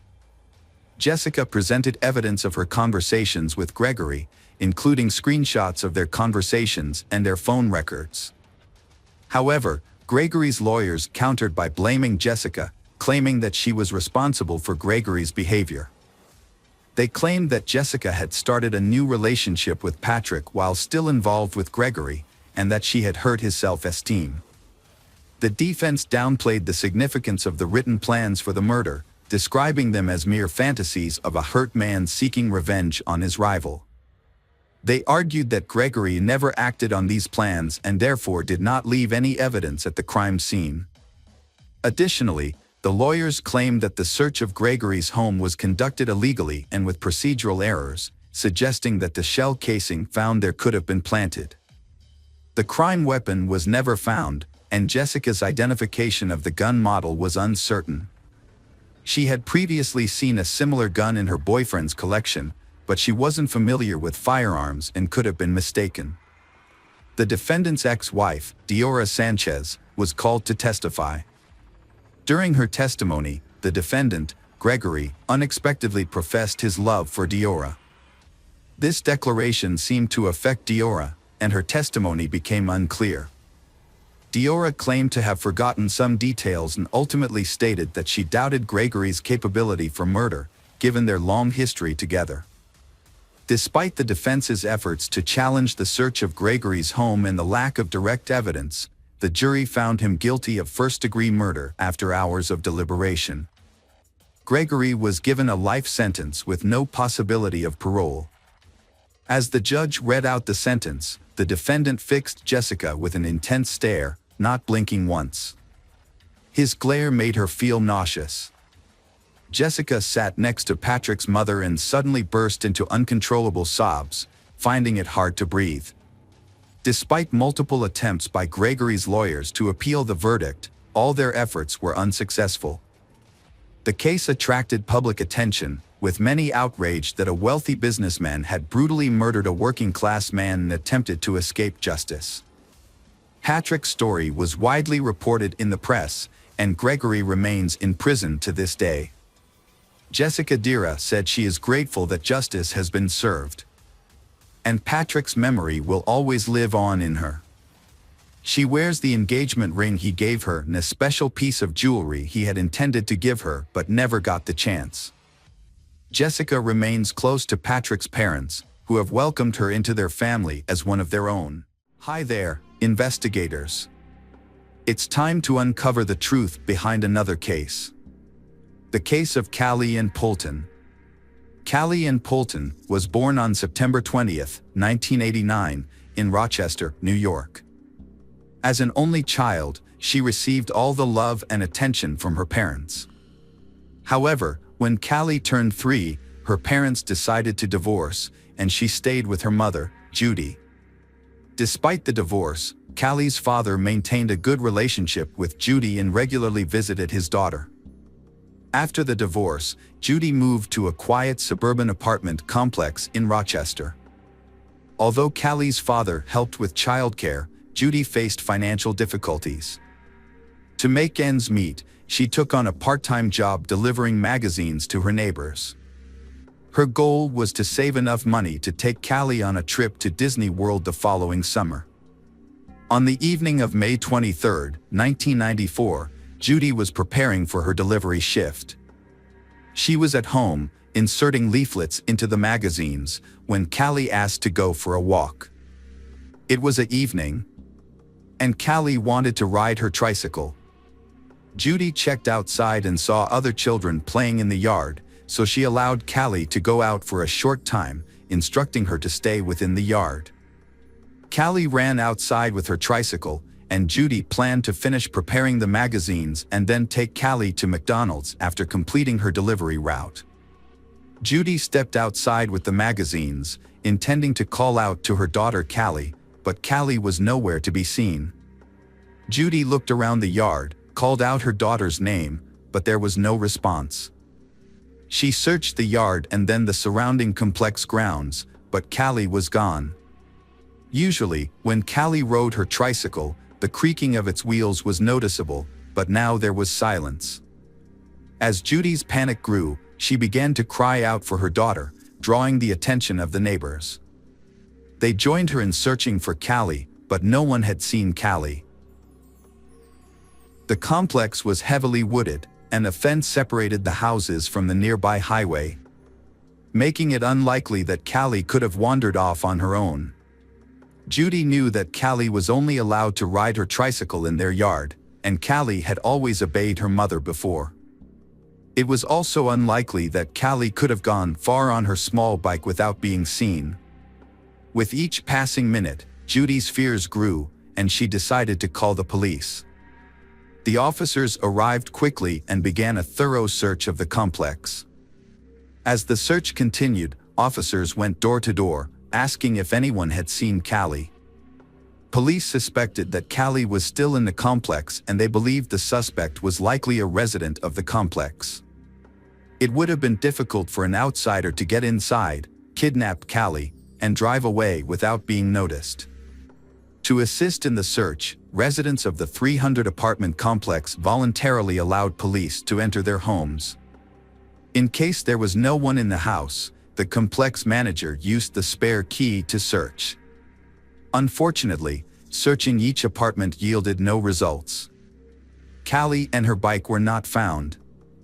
After an all-night search, the case was reclassified as a kidnapping at around 4 a.m.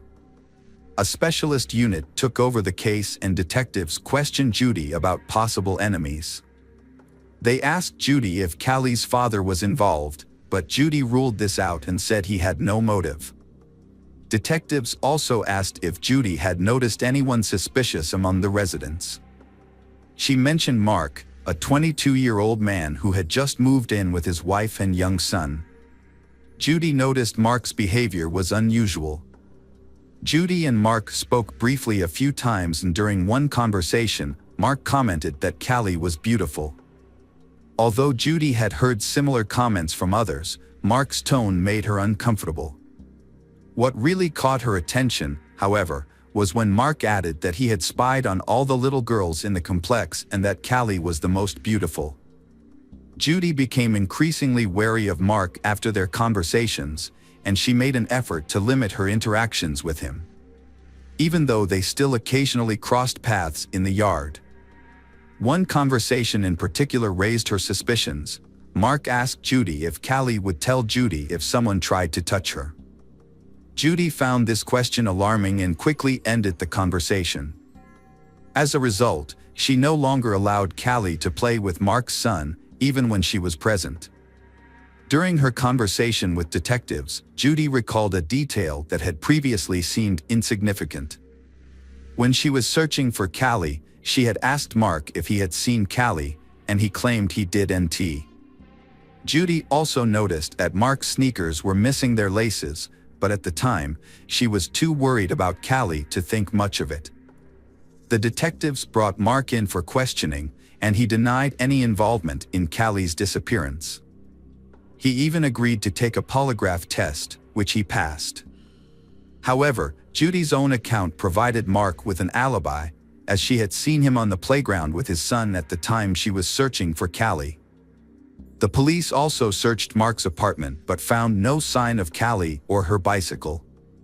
As a result, Mark was no longer considered a suspect, and the investigation continued without any leads. The police investigation into Callie's disappearance began by questioning her mother, Judy, as a standard procedure. Judy cooperated fully, answering all their questions, but she found it distressing that the police were focusing so much on her when they had no other leads. As the search for Callie continued, the case received widespread attention, with news reports, billboards, and flyers throughout the city. The police received over 1,000 of tips, but unfortunately, each one led to a dead end, and the case remained unsolved for months. Despite the lack of progress, Judy remained hopeful that her daughter would be found alive. She quit her job to devote all her time to the search, printing and posting flyers, contacting media outlets, and working tirelessly to keep the case in the public eye. With the help of some compassionate supporters, she was able to raise $100,000 as a reward for any useful information. Judy's efforts led to national television coverage, including appearances on The Oprah Winfrey Show and a popular TV show about unsolved crimes. Judy also partnered with local businesses to distribute flyers in their offices, establishments, and on commercial vehicles. She even convinced 2 airlines to include the flyers in ticket envelopes. Although these efforts generated new leads, the police were unable to make any significant progress in solving the case. The turning point in the case occurred when a woman called the police on August 9, 1996 to report a serious argument with her husband. She was tired of his strange behavior and wanted a divorce.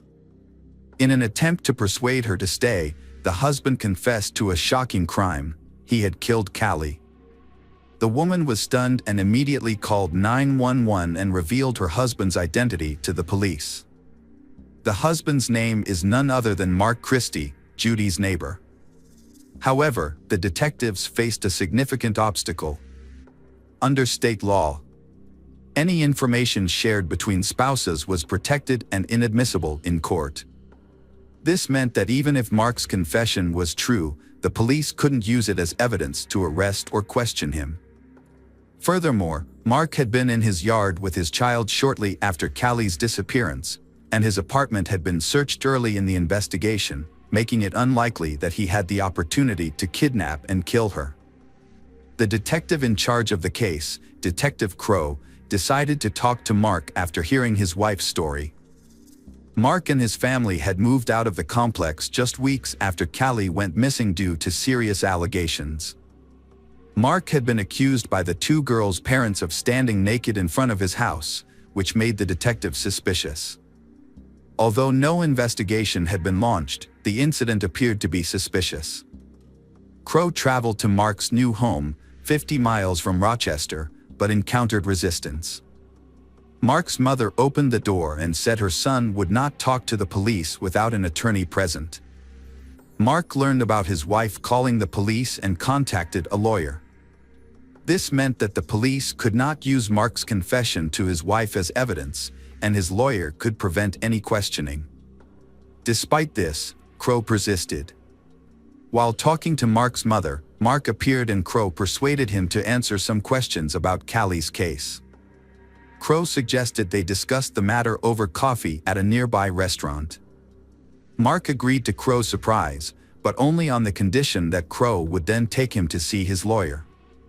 Crow and Mark stopped at a nearby Italian restaurant. Crow tried to engage in the conversation normally, avoiding any pressure or tense questions. This approach seemed to work as Mark began to open up more while they waited for their food.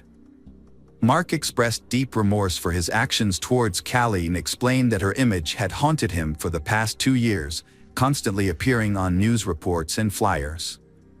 Crow tried not to scare Mark. Crow had spoken to Mark before in the early stages of the investigation. But this new conversation felt different. Crow believed that Mark was feeling proud of having avoided capture, so Crow decided to appeal to Mark's ego. Crow told Mark that Mark was actually smarter than the entire investigation team, and Mark responded by saying that he didn't want to sound boastful, but his method of handling the bike was actually very smart. Mark offered to share details about how he got rid of the bike, but only on the condition that Mark wouldn't discuss anything else.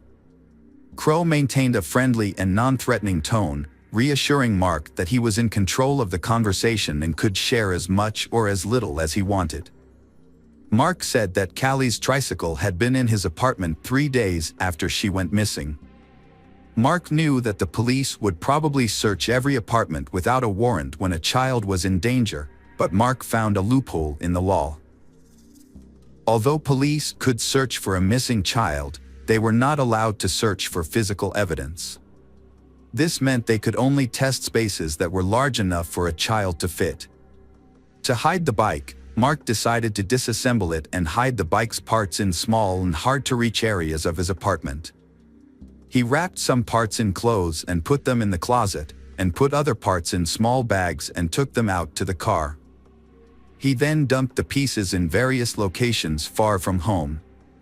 Meanwhile, the police were stationed at the exit of the complex, checking each car, but since they were only looking for Callie, the small bags containing the bike parts did not arouse any suspicions.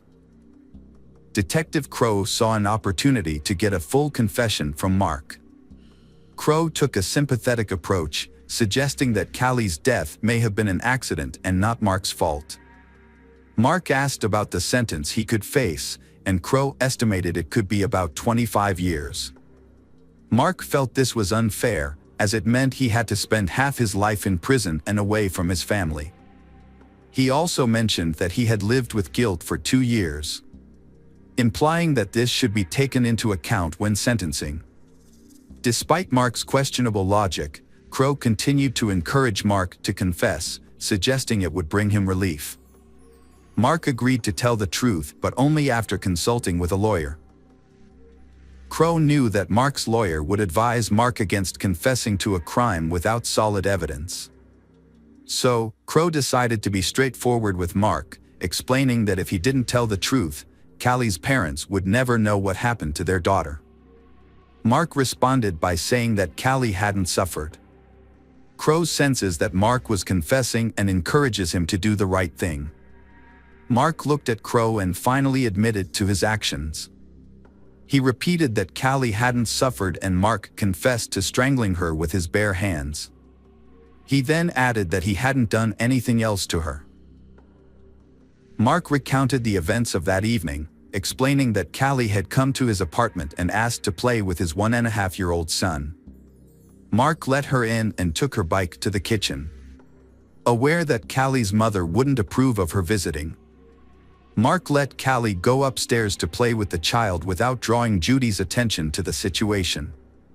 However, when Mark heard Judy calling out for her daughter in the yard about 10 minutes later, he panicked. He knew that Judy would be furious if she discovered that he had let Callie into his house without permission. In a moment of desperation, Mark went upstairs to the children's room and strangled Callie with his bare hands. Detective Crow was skeptical about certain aspects of Mark's story from the start. It seemed more plausible that Mark had lured Callie into his apartment under false pretenses, taking advantage of his wife's absence at work. Once inside, Mark might have attempted to molest Callie, but when he heard Judy calling out for her daughter, he may have panicked and killed Callie to avoid being exposed. Crow recalled that Judy had seen Mark wearing sneakers without laces, which suggested that he had used them to strangle Callie.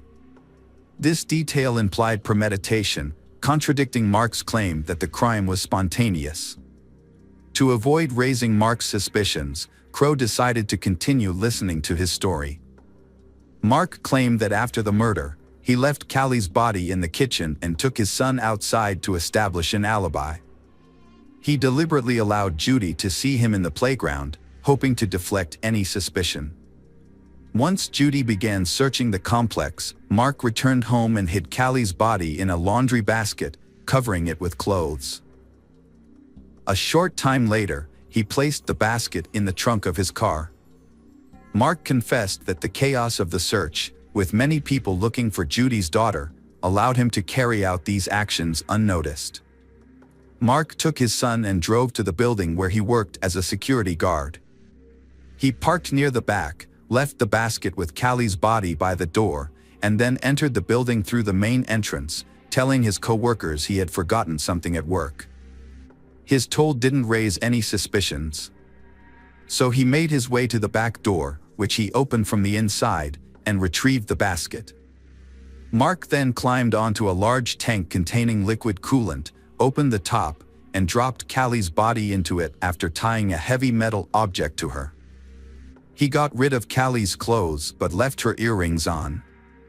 After disposing of the body, Mark returned home and joined the neighbors in searching for Callie.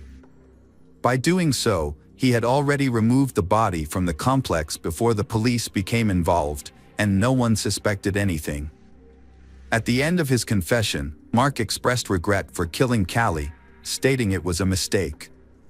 Crow paid for their food, and Mark left a $2 tip before willingly going with Crow to the police station, where he was arrested for murder. When Mark's lawyer found out about the confession, he attempted to retract it, but the attempt was unsuccessful. This was because Mark had provided the information willingly, and Detective Crow had followed proper procedures.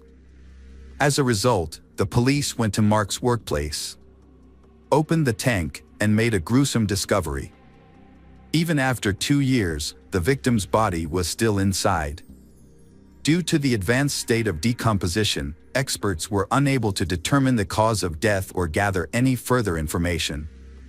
They confirmed the identity of the remains, which was none other than Callie. Mark admitted his guilt to the judge and received a minimum 25-year prison sentence, just as Detective Crow had predicted. Although Mark's lawyer managed to have the kidnapping charges dropped, he was still convicted of murder. However, Mark's case took a surprising turn in 2010. The police reopened a 1988 case involving the brutal murder of 74-year-old Viola Manville, who was killed while walking in a Rochester suburb. At the time, Mark was just 16 years old and was considered a suspect, but he passed a polygraph test, showing no signs of deception. As a result, another man, Frank Sterling, was arrested and eventually confessed to the crime after a lengthy overnight interrogation. Years later, Frank tried to appeal his sentence, claiming that the police had coerced his confession and that he was disoriented by the end of the interrogation. However, his appeals were unsuccessful until 2010, when the case was reopened and new evidence was sent to the lab. DNA analysis revealed the suspect's DNA matched not Frank's, but Mark Christie's. Mark, 39 at the time, admitted to murdering Viola in 2011 and received an additional 28 years in prison. Despite his confession, he showed no remorse and never revealed his motives for the crime. Meanwhile, Frank was finally released from prison after 19 years of wrongful imprisonment. He went on to sue the authorities and was awarded nearly $10 million in 2014. However, his life was cut short when he died of a heart attack in 2017 at the age of 54. Mark is currently serving his sentence in prison, but he may be eligible for parole in the near future. It's unclear whether he will be released, and his case serves as a reminder of the importance of thorough investigations. If the investigators had not mistakenly focused on Frank and coerced a false confession, Mark might have been caught earlier and possibly prevented from committing another crime, the murder of Callie. Hi there, investigators. It's time to uncover the truth behind another case, the case of Doreen Herbert. Doreen Herbert was born on November 29, 1952, in California. She grew up in a very large family of 5 children. Her kindness and desire to help others defined her as a person. After college, she moved to San Francisco, where she worked as a physiotherapist. Doreen also nurtured a dream of creating her own large family. This aspiration became a reality when she met Michael Dennis, who worked near her clinic. They began dating, got married, and in 1976, their son Paul was born.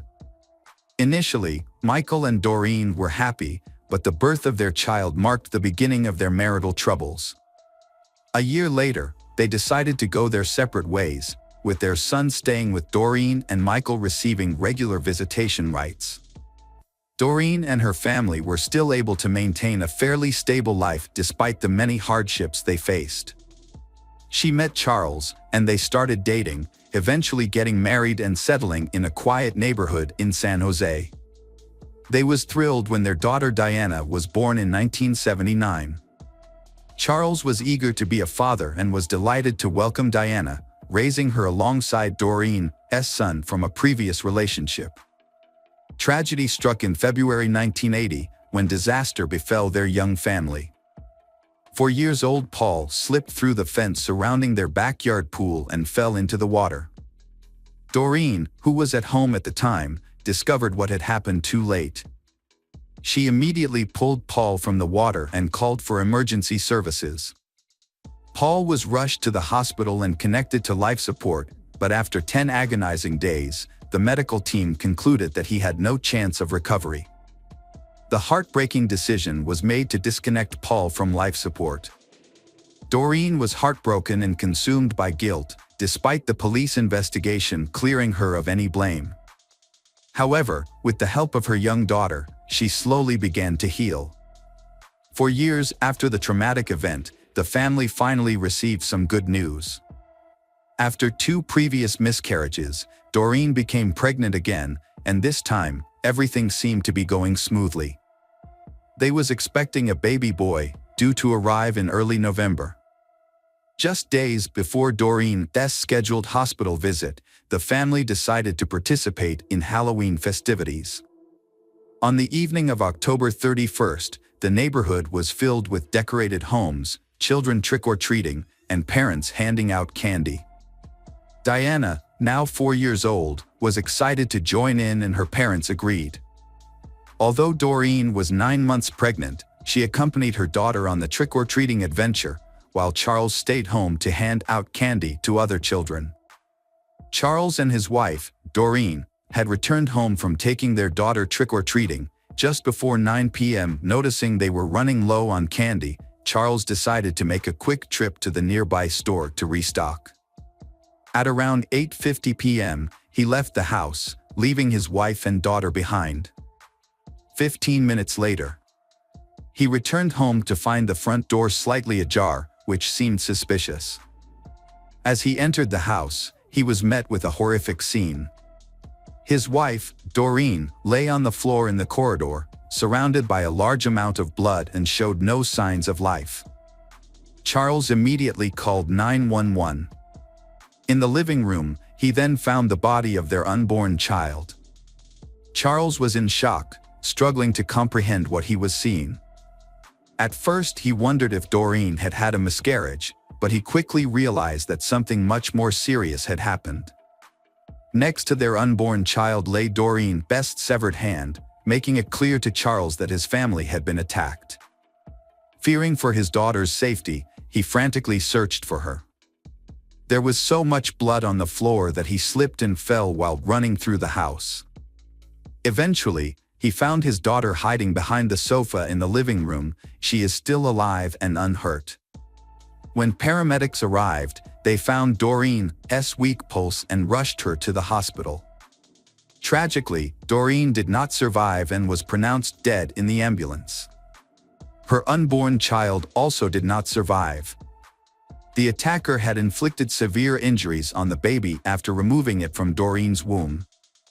A post-mortem examination revealed that Doreen had been stabbed multiple times with a long, sharp object, possibly a sword or machete.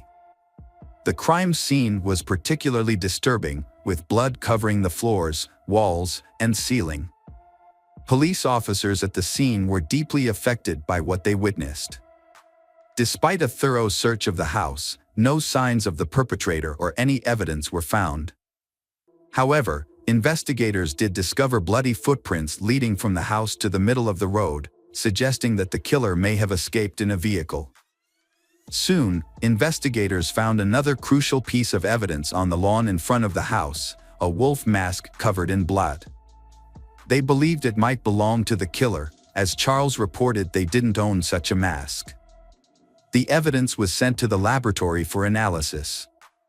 And police attempted to question Diana, who was the only witness in this incident. Although shaken and in complete shock, Diana provided valuable details about what happened. She explained that shortly after her father left for the store, someone knocked on their door. When Doreen answered, she saw a man wearing a wolf mask and holding a long blade. He threatened to kill her, and Doreen immediately screamed at Diana to run out of the house. Diana hid behind the sofa but couldn't recall what happened next until her father found her. Initially, the police found it suspicious that the victim's husband, Charles, had left for the store just minutes before the killer arrived. This coincidence led investigators to consider him as a potential suspect. When Charles returned home, he unknowingly stepped on blood multiple times, even falling and getting covered in it. Despite this, Diana was unable to help identify the attacker due to the wolf mask. Police initially considered the possibility that Charles might have intentionally gotten blood on his clothes to create an alibi. However, detectives quickly discovered several inconsistencies in this theory. Firstly, Charles's shoes did not match the bloody footprints found on the street. Secondly, the killer likely escaped in a car parked in front of the house, but no blood was found in Charles's vehicle, nor was a different pair of shoes discovered. To investigate further, police went to the store that Charles had visited that evening and spoke to the staff there. They confirmed that Charles had indeed purchased candy from him. This established an alibi for Charles, as he didn't have enough time to commit the murder.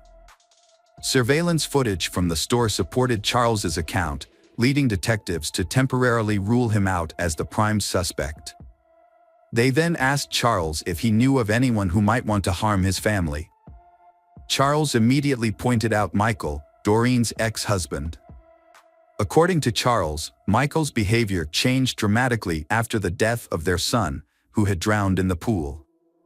Michael blamed Doreen for the boy's death, believing she had deliberately killed Paul to cut ties with him. Michael filed a lawsuit against his ex-wife Doreen, holding her responsible for the death of Paul, but lost the case. Their marriage had been troubled even before their divorce. After the birth of their son, Michael's behavior became increasingly erratic, often withdrawing into depression and distancing himself from his family. Doreen suspected that Michael's childhood traumas were to blame.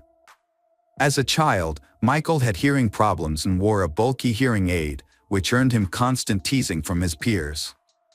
This led to him growing up as an introvert with few friends and a fear of interacting with women. Although his relationship with Doreen seemed to have helped him overcome these issues, they eventually resurfaced and contributed to their decision to divorce.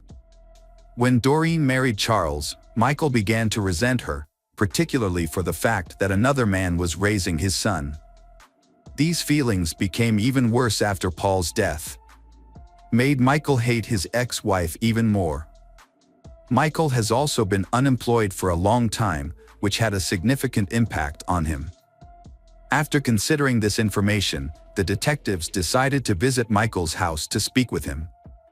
Although Charles's statement alone was not enough to make Michael the main suspect, the fact that Michael lived only 2 miles from Doreen's house prompted the detectives to pay him a visit immediately. The officers arrived at Michael's home around midnight and noticed a pickup truck parked near the garage. When police shined their flashlights on Michael's car, they saw blood on the steering wheel and keys. They knocked on the door, but no one answered.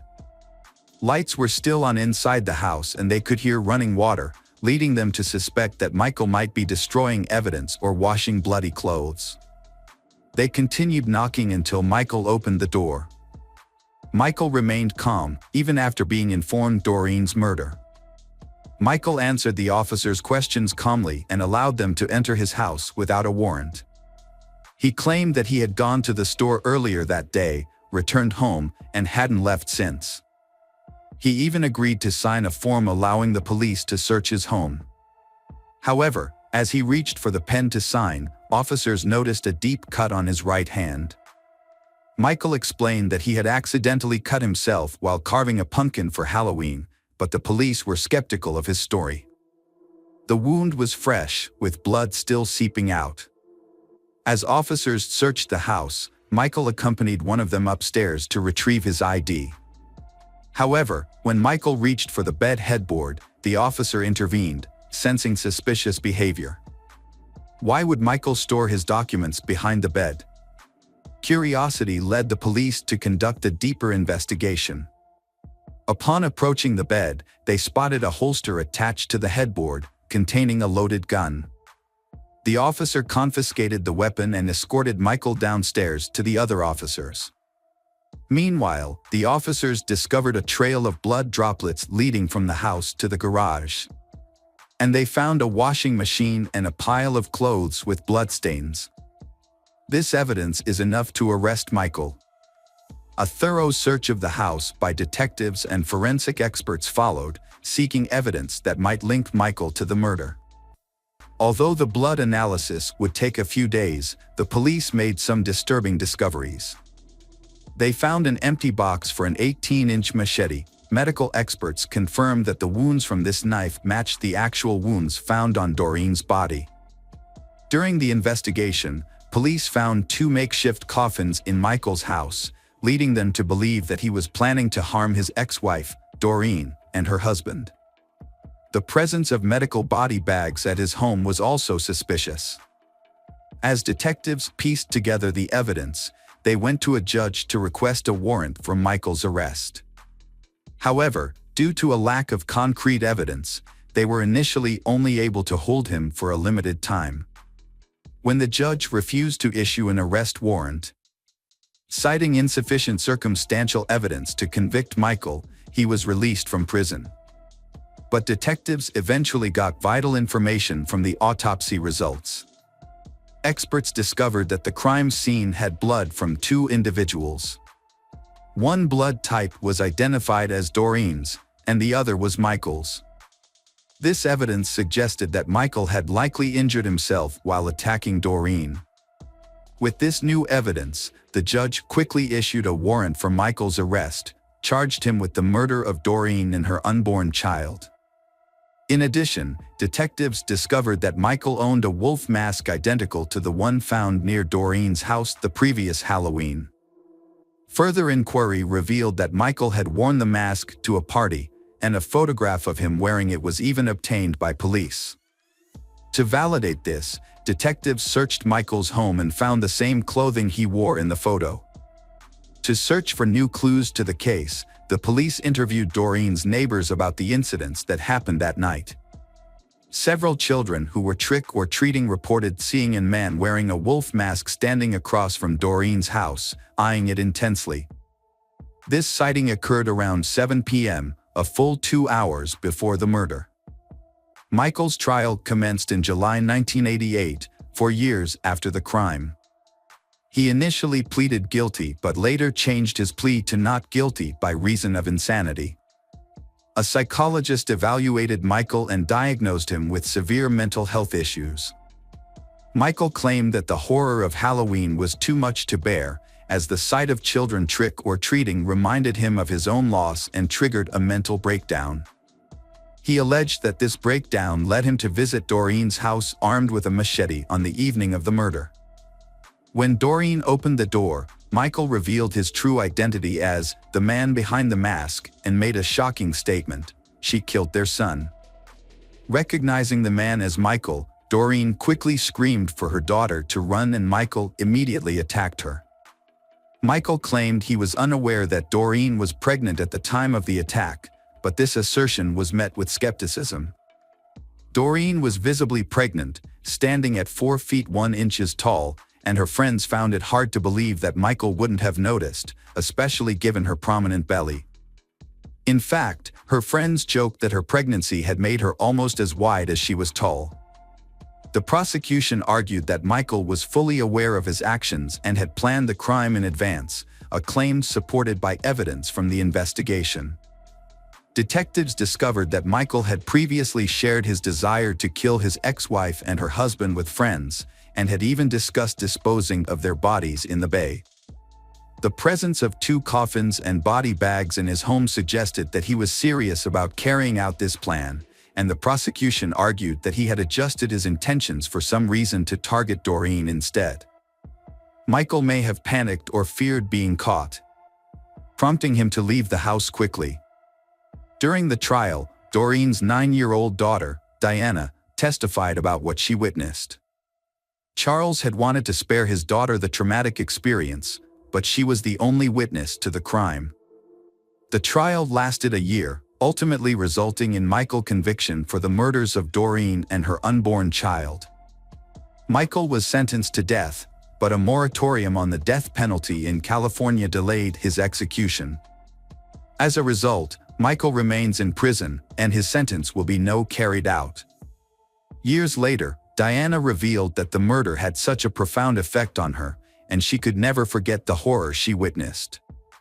Ultimately, Diana decides to forgive Michael and try to move past the past to focus on the future.